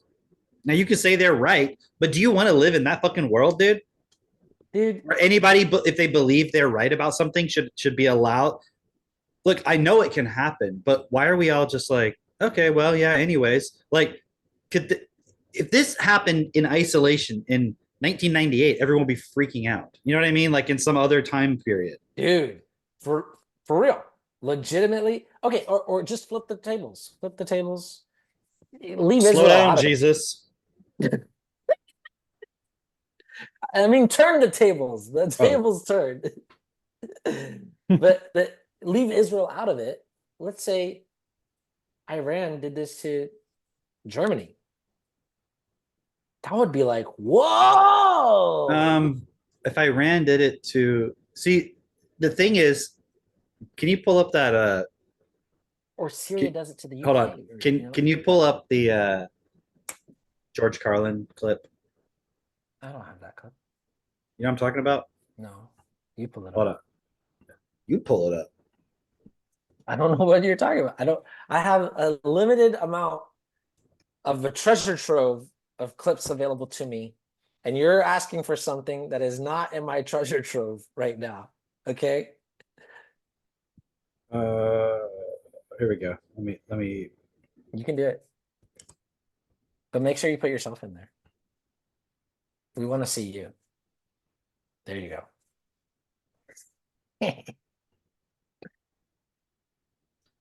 They're eating the dogs. Wow, wow, wow, wow. They're eating the cats. Meow, meow, meow, meow. There you go. Greedy, well-fed white people have invented a language to conceal their sins. It's as simple as that. The CIA doesn't kill anybody anymore. They neutralize people. Or they depopulate the area. The government doesn't lie and engages in disinformation. The Pentagon actually measures nuclear radiation in something they call sunshine units. Israeli murderers are called commandos. Arab commandos are called terrorists. Contra killers are called freedom fighters. Well, if crime fighters fight crime and firefighters fight fire, what do freedom fighters fight? What do freedom fighters fight? That was a good one. So it's like, does that mean I'm on the side of the fucking other idiots? Like, no, it's just it can never be resolved this way. The only way this can be resolved, this might makes right. And if that's the world you want to live in, then when somehow the powers shift to the side that you don't like, you're fucked. Why would you want to live in that world? Like, and we can't sort this out. I mean, I thought the quote that I was reading, for some reason, I thought that was the one where what was being said was that AI will get to a point where it'll be able to go through all these academic papers. That was completely different. Right? Like, okay. what are you talking about? Okay. No, because I saw another quote Yeah. that was like AI is going to get to the point very soon where it's going to be able to go through Oh yeah. all these academic papers. All and the academic research that's been published. Someone's going to train an AI specifically to go through and see if there's flaws in it. right. And they said when that happens, no one's going to trust academic research anymore. We're going to learn how much fraud there has been, because literally this Nobel Peace Prize winner has now had to admit that 13 of the research papers that he's published have been fraud, which is what was that one? I don't know if I sent it. Right? Or are you talking? There was another one I had looked at recently. I don't know if I sent it to you guys, where it was like, I think it was RFK or somebody mentioned this point about somebody had done this research and they were like, it was all based on fraud. Do you remember what I'm talking about? I don't know. It was something recently. I do know there was one in Harvard where a woman who's like the top in psychology or whatever, it was all 100% based on fraud. Yeah, this was something about the vaccines or something. Oh, okay. Do you remember this? Oh, yeah. I do remember. What was that? What was that? It was like, they were like saying like that he went to Samoa or something like that, and he convinced the Samoan authorities to not take the vaccine. It was John Stossel. He was on. Oh, that's right. He got a bunch of money, and then he ended up just spending it on a bunch of shit. But then and then forging a bunch of research or something, or fudging it or something. So what he was saying was that that he went over and convinced the Samoans to not take the vaccine because the vaccine for polio or something like that. Something, I don't know, mumps or measles, something shit like that. I don't know. And then after that, following that, they saw an outbreak in whatever it was that they were supposed to be vaccinating against, and they stopped. He was like, that's all a lie. Literally, I went over there after a bunch of people died from the vaccine, and they had already made the decision that they were going to stop the vaccine program. The outbreaks came from those who were vaccinated. Oh, right. Yeah. And it was just like all the information that I shared was like, everything that you're bringing up right now has been completely distorted to be a lie, to smear. But there was something else he mentioned about somebody who had done some research. Uh-huh. And it was like supposed to show that the vaccines didn't cause, it wasn't about autism. I don't remember what it was. Maybe it was autism. Because he was saying like, oh, there was all these studies that show it's safe or whatever. And he said, no, the majority of that was from this one guy who has been shown like falsified a lot of his research and took a bunch of the money and just like lived a high life, Oh, that's right. Lifestyle. He did say that in the same interview. That's right. Yeah. So anyways, it just made me think of that too. Because like a lot, I mean, again, if there's financial incentive and that's what everyone cares about is their own self-interest. It's like this idea that like these scientists, they care about truth and like they have philosophical ideals or some shit, right? And it's like, give me a fucking break, dude. People don't even trust that we can have a utopia because they say it would lead to abuse. But then you also want to believe that all the scientists are working on for the benefit of humanity. Like anyone really gives a shit about that. Again, but then also argue that we can't have a world that's best for all. It's not possible. The processing ability of the average person is so low. Like this is why it's so important, like what we're talking about every single week. And talking about like, okay, this is why what we're doing is so important, because most people are just abdicating or outsourcing their thinking to, I don't know, an institution like we talked about before. They're not even thinking about it. That's I mean, it's like they're like, okay, it's like the thing with JD Vance. It's Right. like when you want to educate your kids, so you just put them in school. Like somebody's like, hey, I've got a way to do it. You're like, okay, cool. So it's like, I need to think about politics. Here's an option: right, left. Right. Which program do you want to run? Oh, you're Christian and blah blah blah. Okay, take this one. Oh, you're black, you're whatever, take this one. Like there, and you just adopt it, and you don't even, it's not even a choice that you make. It's just an automatic thing you're pre-programmed with. It's like you were born and you were a Windows computer. Right. So you're like, I got to run Windows. Right. No, that thing with JD Vance where he was talking about like how, man, what was it specifically? Like He talked even if Trump wins. Yeah, he talked about that, but there's something else that was just basically like, oh, because he was saying how the people who are running things, they're not even really like considering the effects of what they're asking for. They're not really considering like they're just trying to stay in positions of power. I think the way that Tucker had said it was like because they know they've committed war crimes. I don't know that that's so much it. I think it's more just like they want to continue their lives. They want to continue their lives as is, you know? And there are all these people who like they're just putting out this propaganda as these are your thoughts now. And the average person isn't able to like you can get incensed about it, which we're seeing, plenty of people get incensed, but that's also part of the program. It's like, okay, we get you, riled up and you feel like something, and then you go out and you vote for this or that candidate, which is not very different. You vote for this, and like They're not we going were to saying- fundamentally change anything. yeah, like we were saying in the two podcasts ago, of like the foil is just it's too foily, man. Like to me, and I at the same time, what you said, Mitch, of like this person's the villain, that person's the hero, or it could be flipped. I do see that. I do see people on like my social media on Facebook or whatever that I'm like, you're actually serious about voting for Kamala. That is, wow, that is astonishing, But also at the same time, like it feels like so like there's a very obvious choice, I think, for the average person.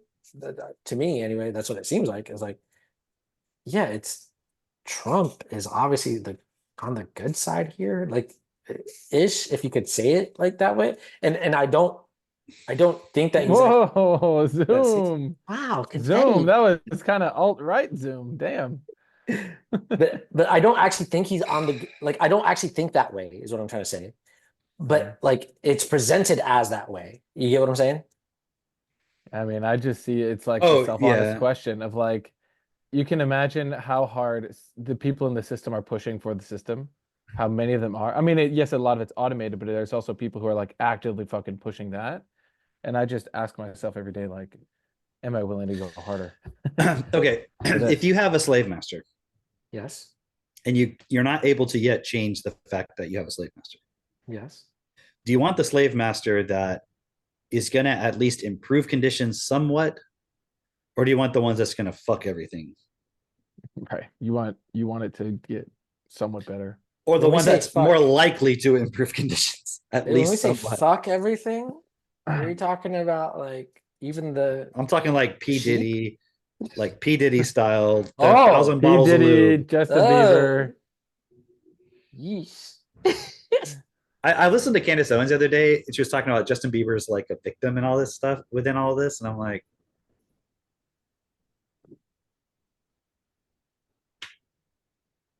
he went along with making music that is just supporting a bunch of bullshit and making lots of money from it. Right. If someone his comes to you defense- and is like, hey, I'm going to do all this sexual stuff, whatever it is, but in exchange, you can be a multimillionaire, famous, #1, top of the world and everything. But you got to sing about a bunch of bullshit that's not best for anybody. Of course, I'm not going to say it like that, but that's what it is. And then to say that that person's a victim. In his defense, He was a child. Did he Um, not have any chance to get out of this contract? Like, I okay, don't know how that works. when he with was a contracts. child, sure. Same with Usher. In his I mean, defense, I guess if he's a child, but because I just learned I didn't realize this. Diddy had custody of Usher when he was 13 years old. What? What? Isn't that fucking insane? This is like a Filipino. wait, how old is novel. Diddy compared to Usher? Is Usher not that old? Usher, I think, is like closer to like a little bit older than me. I don't know. Look it up. How Mitch. old is it? How old is No, Usher? there's How the no fuck way. old is Usher's Diddy, fucking man? 40. How old are you, Jake? Usher's How old is fucking Diddy? 45. Usher's Diddy's 45? 54. Usher's 45. Dude, Usher Okay. was like old when Yeah came out, and that was like when we were in fucking middle school. I was Black don't crack. Okay, I didn't know. Jeez. So Diddy's 9 years older. That's it.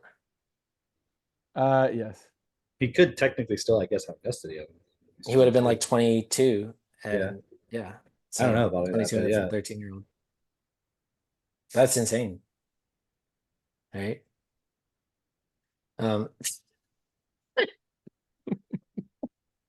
Like, I don't know. All of that stuff is just garbage. Yeah. Anyway, Exactly. yes, I agree. I'm just saying these were young people that were Just taking saying, you advantage. can learn a lot from analyzing garbage, okay, Cameron? You know, Yeah. there's like Have a you- term for it. Have you ever sorted through your garbage? All right. There's Have actually you- a term for that. I forgot where I heard about this. Some fucking like study of that. I watched You this know, video. but fuck it. I watched this video. You know, sometimes when you send stuff, I go into the comments and Yeah. on Twitter because I'm never on Twitter unless somebody sends me something, right? So I go into the comments of whatever you sent to see how other people are responding. And I saw this video of I don't remember what it was that you sent, but it was like and there was a video in the comments. It was this guy being interviewed just like at a rally or something. I don't know. And he's like, Can I say something? Can I say something? All right. President Trump is a good guy. Like when I was a child, I went to the same school as Trump, as Donald. Okay. His father, Fred Trump. Let me tell you something. My father died when I was very young. I was going to the same school. And when my father died and we had the funeral, the next day, Fred Trump came to our house. He came to our doorstep. He knocked on the tall gentleman in very, very professional looking, knocked on the door. And I answered the door. And that man turned out to be Fred Trump. He said, sir, young man, go get your mother. I went and got my mother. He said, Mrs. Wallace, your son, I went and talked to the dean of the school, and your son and his 3 siblings, there was 3 of us, we were going to the same school. You will not have to pay for that private school because he didn't want us to go into the public school system. He cared that much. That was $2,500. $2,500 per student, per child. That's $7,500 in that time. In today's money, that would be $100,000. And he made sure every year he paid for us to go to that school. And I just wanted, it was my mother's dying wish to shake Donald Trump's hand. And I just want to see you, Donald, and say thank you so much. Thank you so much for what you're doing. Anyways, I just thought I'd reenact that for you. Who was that? I have no idea. Just some random guy. That was good, man. Wow. I thought you were like one of those fucking fancy AIs, man. That was like, I was there, man. I wish, I couldn't find the video, so I just had to reenact it for you. I did want to play this though, because I thought this was relevant to everything that You're gonna play the real version so we can judge how accurate it was. No, you're just gonna have to trust me on that one. But I will play the real version of this. Here we go. Oh boy. All right. Hey, Joe Jackman, turn on your video. About to get shook, my guy. Okay. All right. Let me Is there a way I can move myself on the screen? How do I do that? How do I do that? Let me just make myself smaller real quick. Hang on. How does this work? Do you guys know how this works? No idea. No idea. I'm So- not gonna say anything because somebody will take it out of context. I'm never gonna tell a black man how to make himself smaller. If I do that, Uh-huh. it's game over. Yeah. Out of all the other stuff Cameron said to be taken out He of said, "How can context. I move myself?" I'm like, "Just turn on some Tupac, man." So for Okay. anyone who's not watching, you're about to see a video of Tupac when he's younger. Okay, Tupac who? Which Tupac? the Hmm? Tupac. I The- heard that Tupac is actually okay. Hitler didn't die in the bunker. They're in Argentina They together. moved him to Argentina. They brought him back up to the US through Cuba, became Tupac. They tried to kill him there, sent him back down to where's he at now? Like somewhere in South America. Argentina I think they sent him back to Argentina. Yeah. with Elvis. Oh, yeah. I hit the wrong button. Okay, I'm Because ready now. Elvis was I'm ready challenging now. the system apparently. Oh yeah, he was so challenging the system. The song "All Shook Up." It was actually Oh, about About shaking up the system. It was about 9/11. I'm all It was shook up. about Building 7. Yo, I'm fucking ready now. premonition. You guys ready? You Alright. guys ready? Yeah, Yes, good. buddy. So this is a video that Mitchell sent. You sent this, right, Mitch? I saw it after I found it on one of Cameron's conspiracy pages. Okay, we okay. don't have sound. We don't have sound. You don't I have need- sound. Hang on, hang on. And I definitely do not want you to impersonate this one. Okay. Stop talking for a second. Stop talking for a second. I'm gonna turn up the volume. All right, Kamala. Nope. Still nothing. Nice. No sound? No. Did you share it again with Like the sound on? thankfully, but I know everyone's got to get this red pill moment. So How is this not having sound? How is this? I don't understand. How my friend, Donald Trump, why is there no sound? I don't understand. You know, oh yeah, you wouldn't get the reference. Never mind. Oh, that was rude. Well, I was thinking about if anybody knows Cake Boss from Comedy Bang Bang. That's exactly what you sound like. Paul F. Tompkins. Here, I can share it. Hang on. I remember that underground hang on. comedy. I think I Yeah. got it. Okay. Shakur. Can you hear it? And I attend Yep. Tampa. Okay. All right. Let's hit play. Okay, my name is Tupac Shakur, and I attend Tampapi High School, and I'm 17 years old. Do you like being 17? It's like 17 is such a weird age. It's such a in the middle age. You're not 18 yet, and you're older than 16. So. But That's I like true. it. It's nice. Does he It's write like speeches for learning Kamala? stage for me. Do you wish you could be 18 and when you get some more rights? Well, 18 will bring lots of responsibilities that I don't want, but it'll bring respect that I feel like that's the only way I can get it. You know, sounds I try to conflicted. be as mature as I can be and demand it wherever I can get it. But 18 is like you're an adult. You like today when I had to sign the release form, I felt so bad because I couldn't sign it myself. I had to go and get my mother's and all that. But 18 is it's just society's way of saying that you're ready. I just want to pause real quick. I know this guy actually. I went to school with him. He was in musical theater. I remember him really clearly. That guy. I see him on Facebook every once in a while. He does not have a girlfriend. Just spoiler alert. But 17, like I think I'm ready now, as ready as I'm gonna be in this world. But so it's okay. I guess 17 is all right. Right. Well, how do you think you're most like your mom? I'm most like my mom because I'm arrogant, totally arrogant. I agree. I like how excited he is about being most like his mom. He's a mama's boy, I guess. You know, it's a normal thing when you're black. I have to say it. Like at work, I can't hold a job. I just quit my job today actually because I wanted to come and do this, and they wouldn't let me.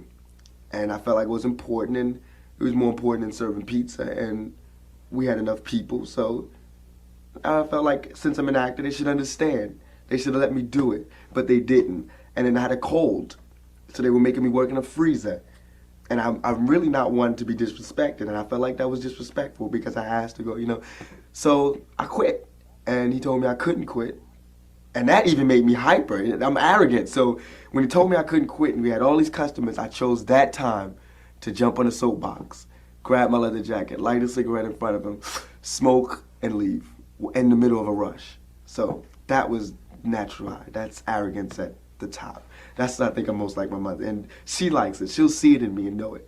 And we clash a lot because I'm arrogant, she's arrogant. And you should see us when we get in our little attitude moods. Bro. So is this very different than this persona when he's like rapping? I don't No, know, it's dude, the because I same. don't listen to that, you know. I don't It's know. pretty much the same persona. I don't think there's any difference at all. In fact, you know, when you I got that image of him from where's it from? from what?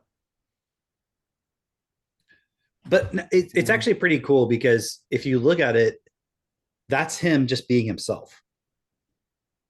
Right? Yeah. Mhm. And what's the image that people have of him, like from rapping or from... Actually, that's not him being himself. This is him being himself right here. Y'all, wake up. It's the first day of school. I woke up at 6:30. It is currently 7:13 This is the same in guy, right? the morning. So y'all, I have to snap back to reality real quick you because pause? I Everyone who's a mom listening to this with your kids, right? Because like for example, we play this on the loudspeaker at our house, so the kids hear it. Well, that's You might want to mute this, right? This wait. is Why didn't you say that for the last one? it's just Where were you? I'm just still processing everything. I don't have Neuralink yet, See, so you don't have the Neuralink. The Neuralink is not going to help you. It's not going to help you. Okay. Yeah, this is just if anyone's listening and you're not seeing the video, right? It's just some guy saying, "This is an average teenage boy. What is happening in the West?" Yeah, I think you get the point of that one. yeah, That was all. yeah. That was all. Yeah, no, the image of Tupac is like burned into your psyche now. well, and it What were you does. gonna say? Show us this- Tupac. Like this kind of thing, right? Like Oh yeah. you know, like that, right? Like I don't I give don't a see how that's fuck. much different. I'm ready to die. I can shoot you, that kind of thing. But I it's like- literally just an actor.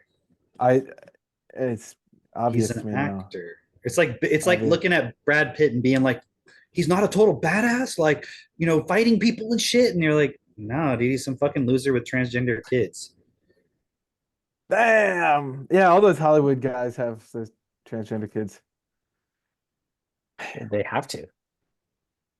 It's crazy, man. That's It's their like job, actually. If you think about it. They're all this like is fucking- like the Matrix. Yeah. You know?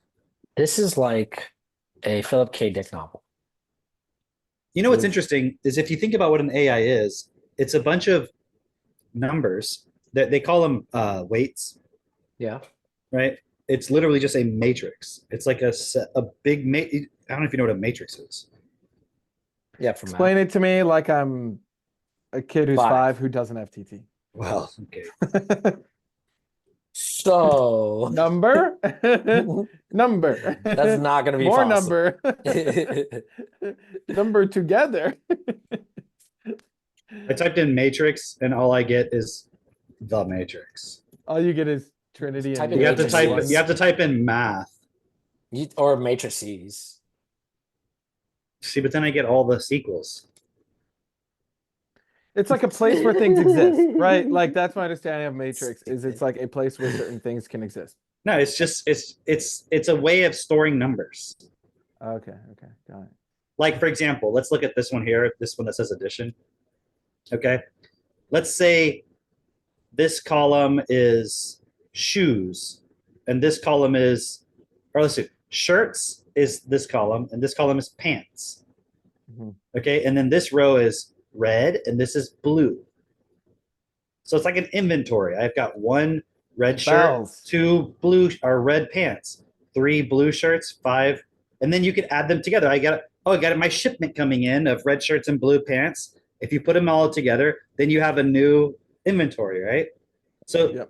that's what these things are used for, is like they're storing numbers that you can then add together, and you can multiply them. You can do all kinds of stuff with them. Yep. right? And then they have an entire branch of mathematics called linear algebra, which is about how to utilize these things. And I mean, if you look at linear algebra, jeez, look, this is the kind of shit you have to be able to understand. Let's see. Oh man, this just brought me back to school hating this shit. I didn't even get this far in math.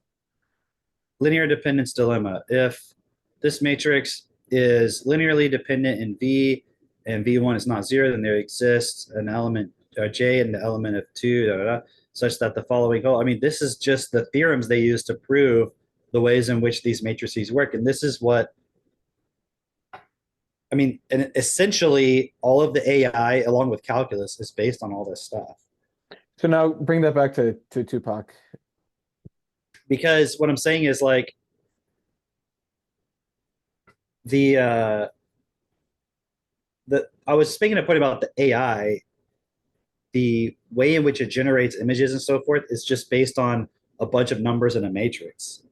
And whenever they're training it, what it's doing is automatically setting all the numbers. Like one of those numbers, like each of those numbers in the context of the AI is in some way determining what it outputs when it's given a certain command. So it goes through that filter and then it adjusts what it's giving you based on that. And so when they're training it, they're setting those weights. So that's why like Meta, their AI is open source, which in some sense also means that their weights are public. So they're giving you access to that information. And so I was just bringing that up in the context of the AI. It's just literally matrices. Mm-hmm. But if you think of it as like the Matrix, like the movie, it's a simulation. It's just information in a computer. So when you're thinking about Tupac,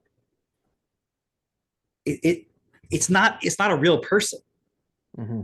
That's not who he is. And you're like, oh, but look, he was a gangster and he got shot because they're in. No, dude, like that's not at all the actual reality of what's happening. I'm not saying he didn't get shot or anything like that, like, but it wasn't because of what you were thinking. It's all, I mean, maybe in some ways it is, because if you look into like the history of the CIA and like drug trafficking and all this kind of stuff, right?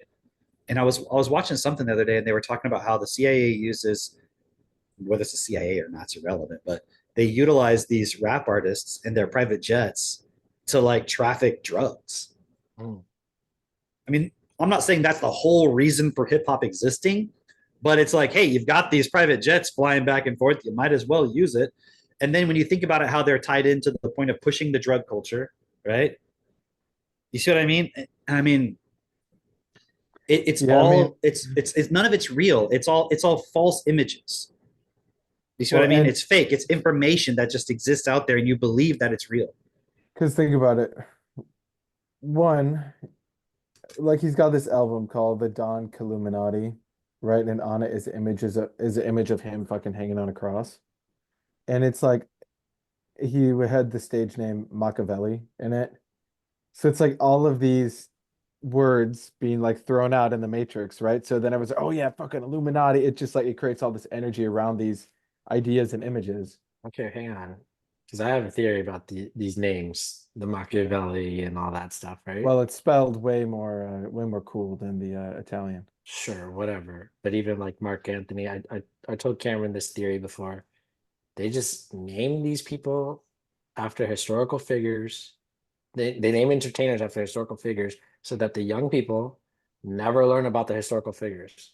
When they hear that Makes name, sense. they just think of like the entertainer. Yep. You know? Makes sense. You know, Machiavelli. Yeah, Tupac. You know? Yeah. I remembered what I wanted to bring up from the JD Vance interview. It was that he was sharing how the polls are lies. Like the polls that they share with you, they're lies, and they're used to basically influence not necessarily the people, although they are used in that way as well, to make you think that public opinion is this, and then maybe you might fall in line with it. But they're mainly also used to influence the people who are in control, who have the power to sway this way or that way with their votes to create laws and whatnot.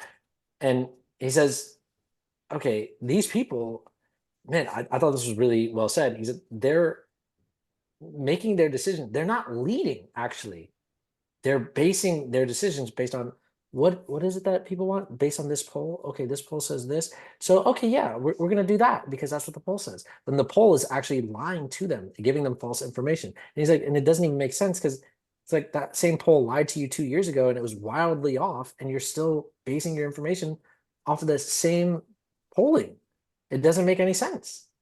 And he's like, and they have more accurate polling and they can get access to more accurate polling. And in fact, what he was sharing in this interview was how Kamala's internal polling is showing that they're not getting the kind of excitement and enthusiasm and engagement that they actually want in order to be successful. And the Trump's team is getting the excitement and enthusiasm. He's like, but the polls were wrong back in 2016. Remember how far off everything was back in 2016, which is also fucking hilarious if you think about it, because they had all these models of how, you know, Hillary was going to win in a landslide and all this shit, and you know, and it was just like, yes, Hillary, no one else is even going to come close. And they said it was because, well, they were polling all the people who were basically likely to vote. They'd already been in that system, but what Trump was invigorating was people who weren't even going to talk to those people. They were never going to, they felt like they didn't have a voice, really. I think, go ahead. Hang on. Yeah. I just wanted to make this connection of like, it's also interesting because those same people brought us all the projections for COVID that were wildly off as well. You know, go ahead, what were you saying? Well, yeah, I'm glad you brought that point in, because the projections weren't there to show what was going to happen. It was there to create a perception in your mind of what the thing is. That's what I'm saying. Right. So the same thing with the polling is it's not actually there to find out. It's there to influence perception about something. What did you pull up? I want to know, because clearly you did not hear me. You were not listening. No. Yeah. I was looking at Philip K. Dick. You're looking at I was trying dicks. to find something. I was looking at dicks. Look at this guy looking at dicks. Yeah.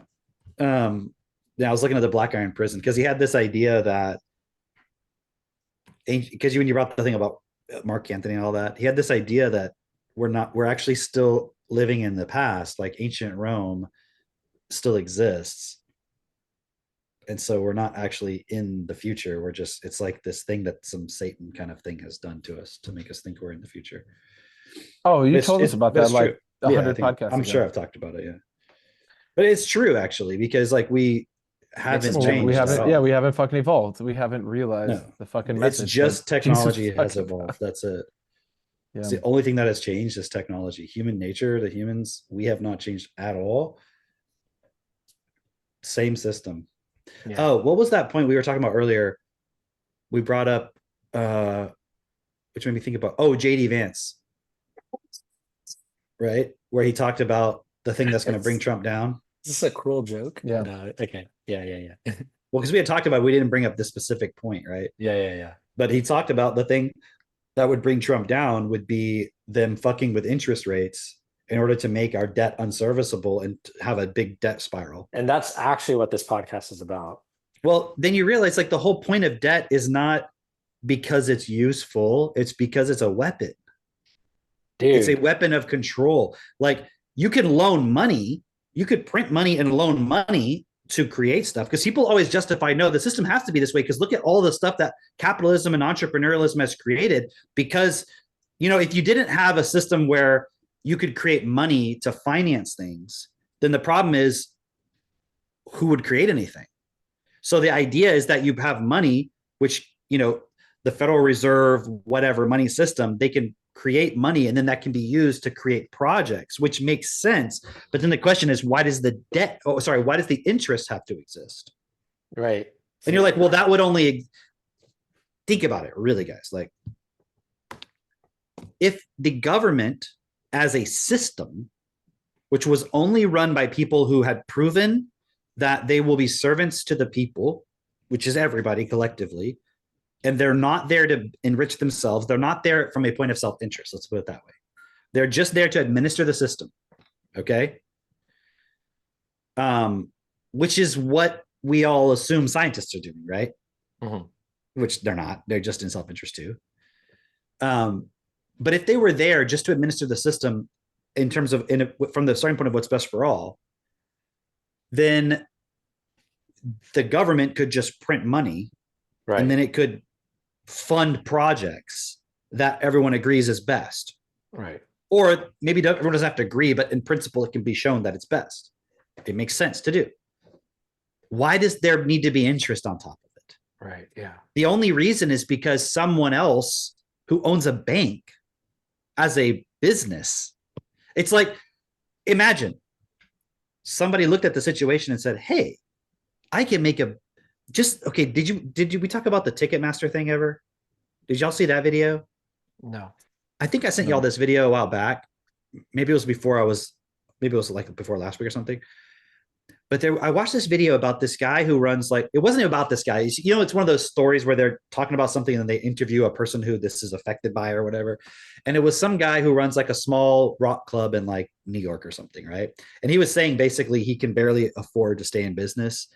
And the high, these super high ticket prices, and Ticketmaster controls all of that. And it makes it impossible for small venues of 400 or 500, seating venues to exist. And they squeeze them and all this stuff. But then they went through the history of Ticketmaster and they explained how back in the day, there was this example they gave of Elvis. He went into some town and, it was a big concert would be 1,500 people or something. And he had to do 7 concerts, 3 days in a row to meet the demand. But then shortly thereafter, the Beatles did some 55,000 seat arena concert. It was the first time that's ever been done. And then it was from then on, that was when stadium rock was born, these big sellout. We think of Beyonce and that's just normal. Though they have to have 50,000 people at a concert. We think that's normal. But back in the day, even when Elvis was performing, that wasn't quite normal yet. It was the Beatles apparently broke that barrier. And then everyone realized, oh shit, that's a viable thing. We can sell 50,000 tickets to a concert and do it one time. And the Beatles apparently made $1 million in today's money or several million. And most of the profit went to the band. Well, somebody got the idea of, hey, I could make a business out of managing the process of selling the tickets. And that's how Ticketmaster was born. So somebody was and that's why the tickets have gone up in price. Imagine that concert for the Beatles, or no, was it it was the Elvis one, the one where he did the 1,500 people or whatever. It was a $25 ticket in today's money or something. Can you imagine that? Going and seeing Beyonce where only 1,500 people for $25, So just to show you how things have changed, right? And I saw these Taylor Swift things where people are spending $10,000 a piece for tickets. And you would think that's going to the artist. And it's not, right? Wow. So that's insane. How does the artist, that doesn't make sense to me. How does the artist not push back on that and be well, there was a lawsuit that Pearl Jam did in the 90s because they were our kind of people listening to us are teenagers and shit, and they don't have any money, and we don't think it's fair that they should have to pay whatever they were paying for tickets, but we can't go anywhere else because of the way the whole thing is regulated. We have to go through Ticketmaster, and they tried to sue them. I don't think they won. It was a whole thing. So it was explained in that video. It should be on the playlist. But the thing I took away from it was this point of somebody going oh, I can make a business. And then when they interviewed the guy who created Ticketmaster, he was I don't feel bad about it. He's I don't feel bad for making a business out of this thing. It was very similar to that response of that music executive talking to the Breakfast Club.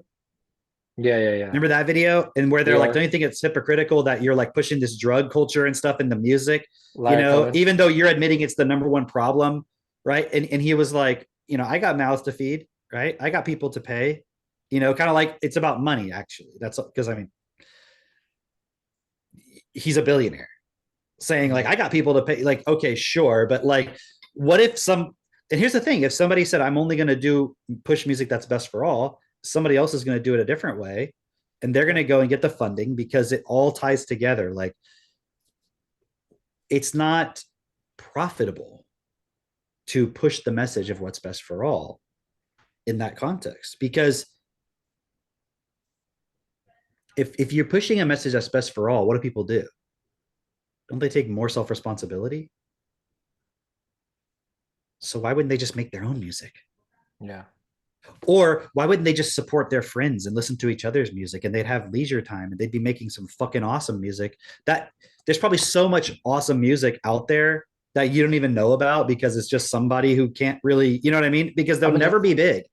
I mean, look at how that's all tied in of just like, okay, the music industry profits by you listening to their music, but you listen to their music because it provides for you an escape from, whenever you have to go to work, and you have to go to work because the way the system is, like, you have to survive and, put money, get some money just so you can have your house and not even fucking enjoy your house. You just gotta get to live in this small, tiny ass apartment in New York City or whatever, and you're like constantly the fucking slime mold landlord. There was this whole drama around the new lead singer of Limp Bizkit, this woman. Okay. I watched that guy Charlie, I forget his name, but the Moist Critical guy talking about it. And do you know what I'm talking about? The guy with the long hair. I have no idea what you're talking about. He's got like 12 million subscribers on YouTube. You definitely have seen it. Moist Critical. I did not know he was called Moist Critical. I didn't either until dude, it's crazy. You know how you get these little recommendations of shit on YouTube? Like I remember watching his shit when there was like no subscribers. He kind of looks so like weird. Anomaly, that guy. Yeah. How did he get to it? I don't. He just is really good at on the fly making up analogies. It's hard to explain. Okay. He'll be like, he got off that train faster than Kamala Dodge in an interview from CNN. He like is on the fly, like comes up with these really ridiculous analogies, and he just keeps stringing them together. Like that's his only thing. Like, and he just seems like a normal nerdy kind of guy. Yeah. But anyways, he looks like he's from Minnesota. Maybe so. But he was. I'm just saying, I knew about this drama thing, and like he in the video warm in the winter, or like no, I mean like he's got that look to like Minnesotans have a look to them. I don't know, like they like really like pale, great. Oh, he's definitely very white, like long black hair. Black hair. I don't know black hair. No, not you. I'm just saying like. All Minnesotans look the same. Not you though. Fuck you. I don't know what kind of Minnesotans you guys know about in Haiti, but okay. So anyways, he was talking about the drama because they have a new lead singer. It's a woman. Okay, hold on. Just let me. Usher is from Haiti, just so you know. Okay. That explains a lot. So is John Legend. I'm not from Haiti. I don't think is John Legend Haitian? I think so. No. Allegedly. What if I said all Dominican Republic people look the same, Drake? Huh? Dominican Republic is just a white supremacist lie of that island. Yeah. Okay. So Limp Bizkit got a female. That's fucking female lead singer because the other guy died or something. And anyways, there's a drama about her because she's a Scientologist and she supported that 70s show guy who like apparently raped people, or I don't know. Like, anyways, there's all this drama because people like don't like that she's the new lead singer and they're super emotional about it. But the reason I bring it up is because he was saying how Limp Bizkit, he believes, is one of the most creative bands and all this stuff. And like, it was a part of his growing up and he remembers that period. And he was talking about the album Hybrid Theory and how like genius it is. And like, it was a big part of his emotional development, like in his life and stuff. So I was like, interesting. Like, I'm going to listen to Hybrid Theory. And I turned it on, the first track. Yeah. I said Limp Bizkit. Oh, I think I was saying Limp Bizkit, but I meant Linkin Park. I meant Linkin Park. So wait, Linkin Park's new singer's a girl? Oh wow. Yeah. Sorry. Remember that there was like a whole conspiracy around guy, he died. Him too.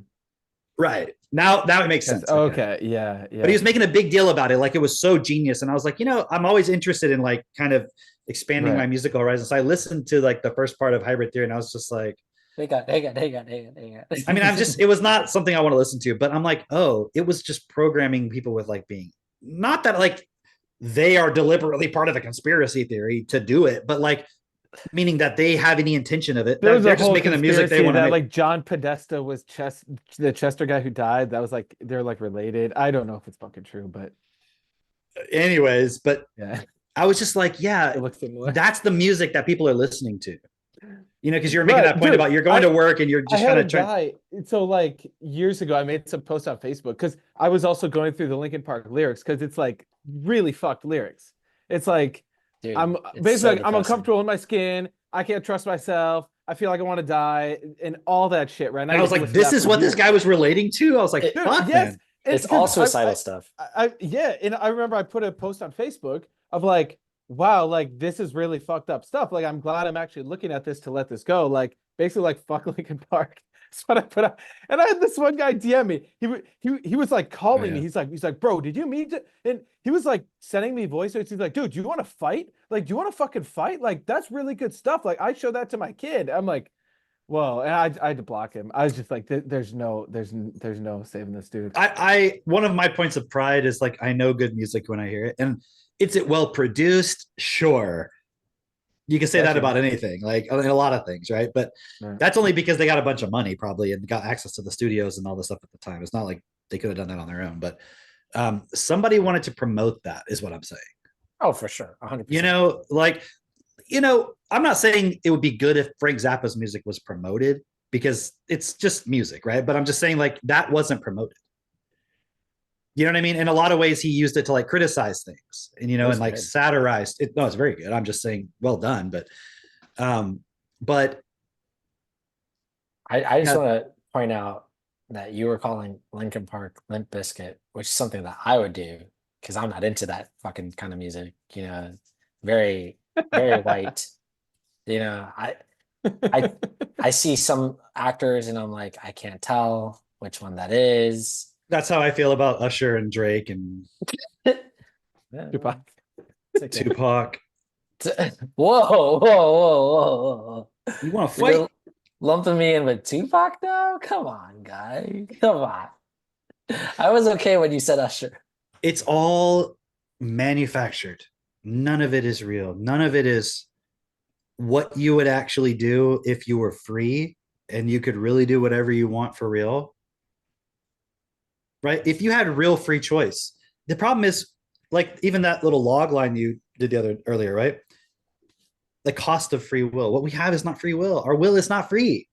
It is not like it is actually chained up right now because our actual will would be to do what's best. Why would you ever choose to do something that would harm yourself?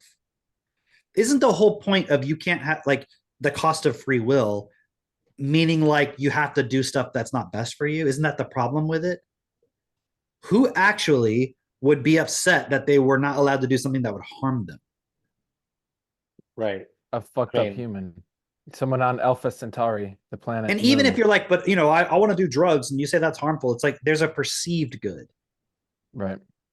You know, and I was talking with somebody the other day about this of like the polarity of good versus bad versus best for all.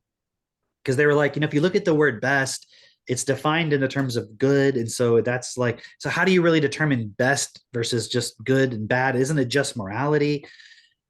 And I was like,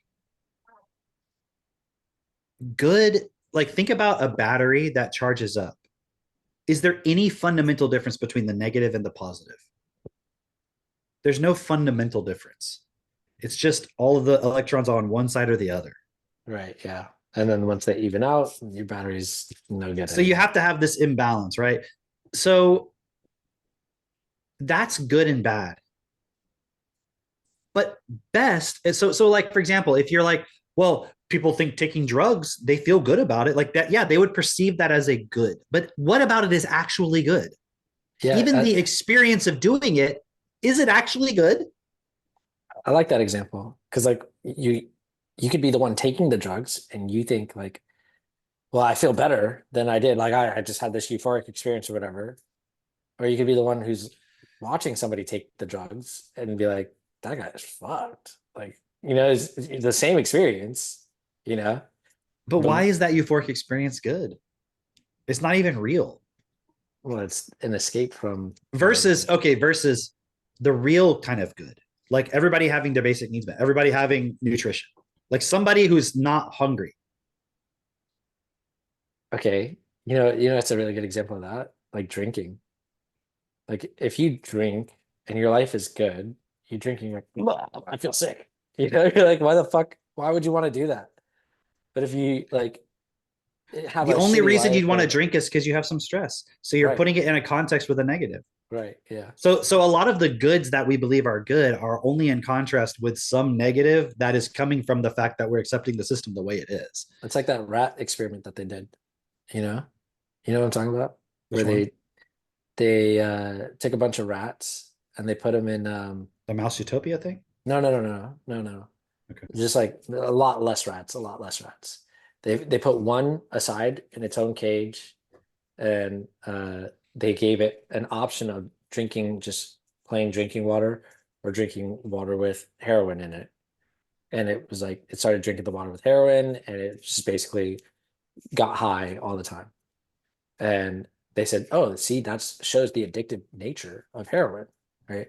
And then another scientist years later came back and was like, "Well, I think there are some limitations to this experiment. We should explore some other things." He did the same thing, but then he also did another, like basically rat enclosure where there were other rats. There were a bunch of toys. The environment was like basically rats could actually enjoy it. And he had the same. There was one with heroin and one with water, right? And basically none of the rats touched the heroin. And if they did, like he was like, they would try it, and then they would immediately be like, that would be the last time that they would ever touch that. They would go back to the regular water. Meanwhile, this rat over here in isolation is only constantly drinking the heroin water. And it's like, because the environment is like, that rat's trying to escape. Obviously, it's a shitty environment. It doesn't want to be there. If you had a good life, why would you be listening to Linkin Park? Right. You'd be like, that's the problem is when I started listening to it, I'm like, I don't resonate with this. There's nothing interesting about what they're saying, like other than just understanding the psychology of people who listen to it. But I'm like, this is not something that's, even if you like the music itself, why the fuck would you want to hear that stuff? Right. Yeah.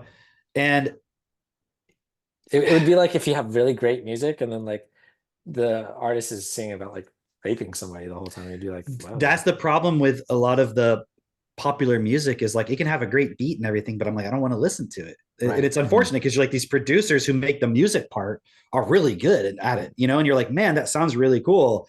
But then you have to listen to this bullshit they put on top of it. That's why I'm saying Justin Bieber's not innocent. It's like he's going along with saying all this stupid shit, like "you're my girlfriend," yum yum, whatever, and you're like, the fucking shit that you want to put out into the world, right? And he's like literally, just talking about like getting fucking high and stuff. And it's like programming all these young guys and men and women to want to just go fucking and then go into this whole thing of like, oh, I'm born again and I found Christ and all this shit. It's like, no.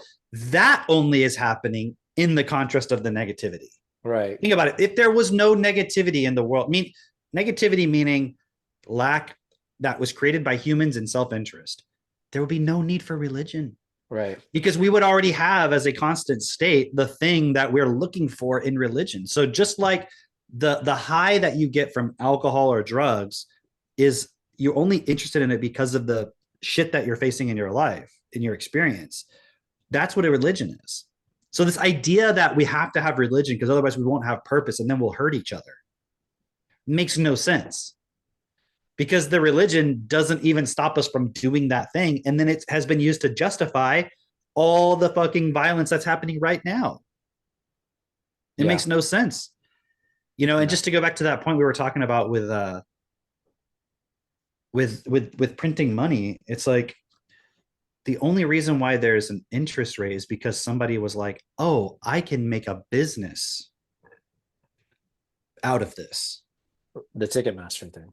It's the Ticketmaster. They're just like, I can make a business out of this printing money and loaning money out thing. Oh, bro. Okay. You see what I'm saying? And then it just fucks everything more and more. And so JD Vance was saying, like, the way they can bring down Trump is they change interest rates and put us into a debt spiral where all the money that's being generated and printed or whatever is just going to pay the debt.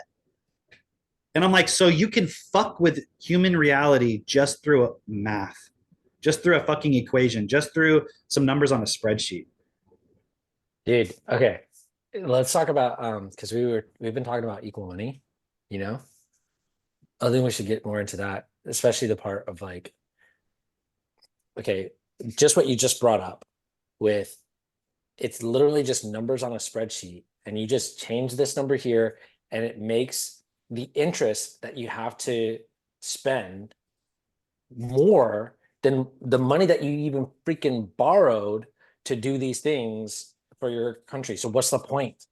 Like it doesn't even make sense. And somebody can just arbitrarily change that. Like, does the government have control if the No. Federal Reserve says they're going to change the interest rate?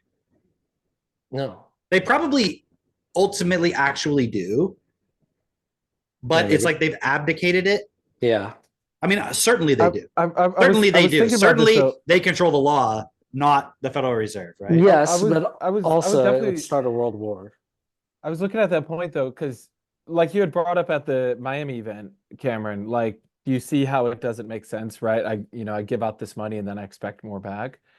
I was looking at it and I was like, well, but if you were to buy into it, it's like, well, we're just going to keep doing the thing and keep running with it. That's why it doesn't matter if I owe you back a little more. I'm just going to get ahead and I'm just going to keep running and outcompete everybody. Like that is what you have to accept. But then you have to also accept though that it doesn't work for everybody. Right. Because you only get the money if you're in that club. Right. Yeah. But I was just saying, it's like, oh, it's like I could see how you could go into whatever. I'm not going to question it because I'm just going to fucking outcompete everybody, like the Hunger Games or some shit. It's like everyone goes into like this trading and bartering, right? Like which is the idea, collapse of the whole free will. Like at that point, there's no free will. Well, right? Like by accepting it, by fucking taking the, but I mean, like everybody's idea of like the money system is like, oh, well, we don't need money. We could just like, you ever go, you talk to people who are like more, they're trying to escape the system or whatever, Yeah, they fucking watch the Zeitgeist and think they know shit. Right, and they always go to like, we should go to just trading and bartering. We don't need money. We can just. I'm like, okay, what do you produce of value? Right. Like, or we go to Burning Man. Like, okay, so you go to Burning Man. Like, even the people at Burning Man, they're building shit. Or they, they all have money. They all have money. It's a joke. High on fucking every drug. Yes, and they brought drugs, and they brought like they brought something to trade. Like actually, like versus like what are you gonna trade? And if it really worked, why don't they just stay there forever? Yeah, they don't. They go back to fucking Silicon Valley after a week. After a fucking week. They're like, oh, it was amazing. Okay, this week is over. Fuck. My life really changed. All right, let's go back and automate all the weapon systems. Exactly. Let's go back to exactly what we were doing. Literally. I got this pager order to fulfill. Bruh. Damn. Yeah, equal money would be the opposite of all that. Yeah.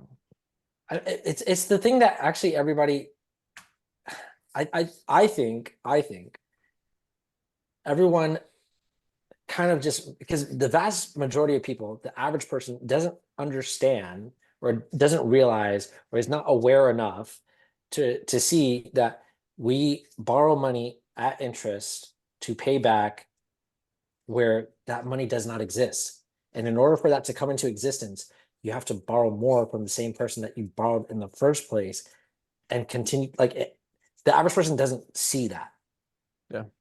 And the way that they because they went to school, yes, where they wasted 12 years of their life, yes, not even actually learning shit that is irrelevant. Yes. And the most fundamental things about how our current society and reality as human beings works, you didn't learn any of it. In fact, you learned all things that support you to not question it. Right. That support you actively to not question it. Right. And it's like, imagine you're in the Matrix, the Matrix exists, and then you literally are like, hey, I need to send my kid to learn how to live from the robots, from the machines, from Agent Smith. Agent Smith opened up a school. You gotta learn. Right. And I know how we feel about Agent Smith, but no one else is teaching. Some people just can't afford to educate their kids at home. They have to have Agent Smith educate their kids. So you're like, It's yeah. Okay. The point that I was just seeing is like, okay, the average person doesn't see that. And so the way that they even think of the money system already is like they don't see what it is. And the thing that they actually want is equal money. Because the way that if you lent money to a family member, you're not asking for interest. You're like, hey, just pay me back as soon as possible, please. And if you want to throw $50 on it, cool. Or if you want to take me out for dinner, or you want to do something like with the money that you borrowed, that you created something for or whatever. But you had to go to work and for a job to get the money. Yeah. So in that context, it would be like, well, I'm risking the money if you don't pay me back.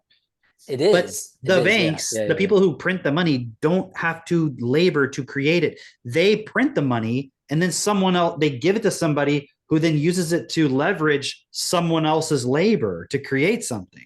The money exists first in this equation, not the labor. It's a great point. But then everyone else goes to work first to get the money, and they think that's how it works. Right. So that's not like, to the people who are running the world, they don't think of money the way everyone else does. So what are we basing the value of money on right now? Because it's not actually on labor. You can see it's literally the value of it is self-interest. Dude, check that out. Because the money generates interest for itself, right? And also self-interest in terms of like, what do I want? Why is it even called an interest rate? Why? What is interest like? What is it called an interest? Why is it called on the rabbit hole here?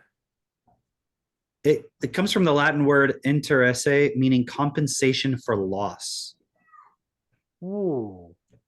From inter and sum. It's a hybrid of those words.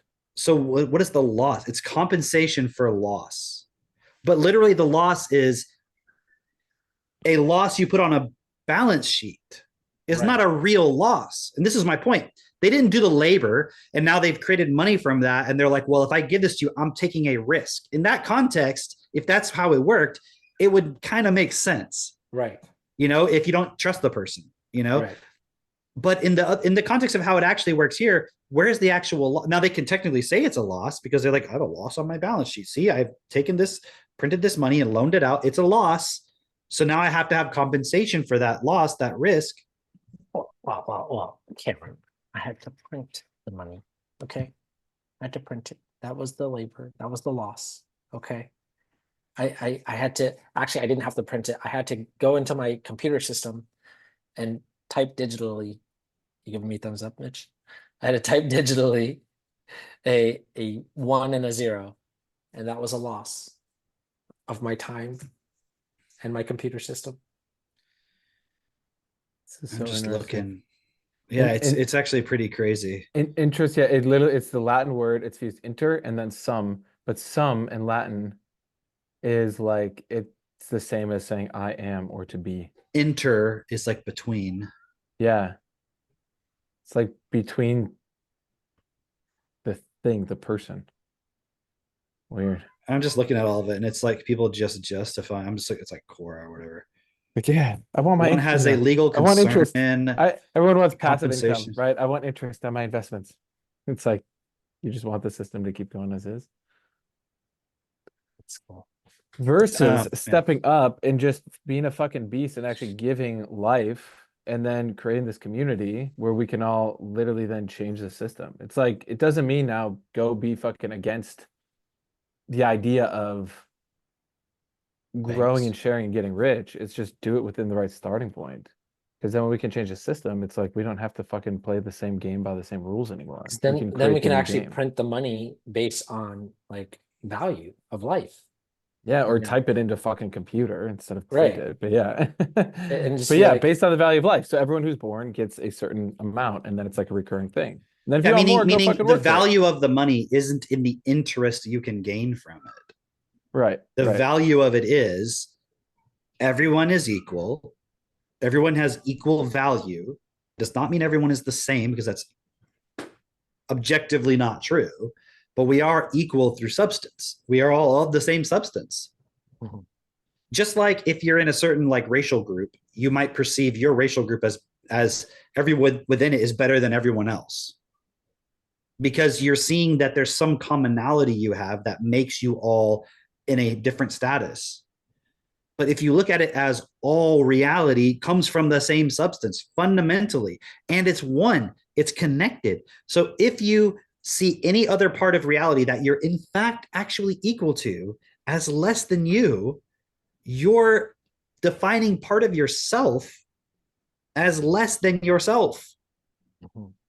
That's like gonna create a consequence for you. And so now you look at, I think Israel is a perfect example, because on the one hand, it's so easy to buy into the propaganda on that side, because it's like, but look, they're constantly under attack. You know, like they had to blow up these Hezbollah people because, you know, they're plotting against them and all this stuff. And it's like, right, but you're not solving the problem. You're just fighting back. You know, and it's at the point now where, yes, in the past, these people did something bad, but now these people aren't doing anything. They didn't do that thing in the past. It's just like trying to blame white people for slavery. Yeah, right? yeah. It's like, yeah, but nobody alive today was owning slaves. And it's like, yeah, but you benefited from it. It's like, well, okay. I mean, fuck, you know? You know, it's so interesting, that Hezbollah thing, because I'm like, it's on the heels of that podcast where there's two nice Jewish boys were saying if there was a button that they could just press to, they were saying eliminate all of Gaza. But like, Yeah. dude, like, and then there's actually, it's a good point. They literally just pushed some button and like a bunch of people it's blew an up. actual physical example of that. I'm just like, boom. Now, We did it. now, okay, everyone needs to look at this, because what it doesn't matter even our point of like, oh, what they did is bad because they're the wrong one or something like that. Imagine automating that with AI. Yeah.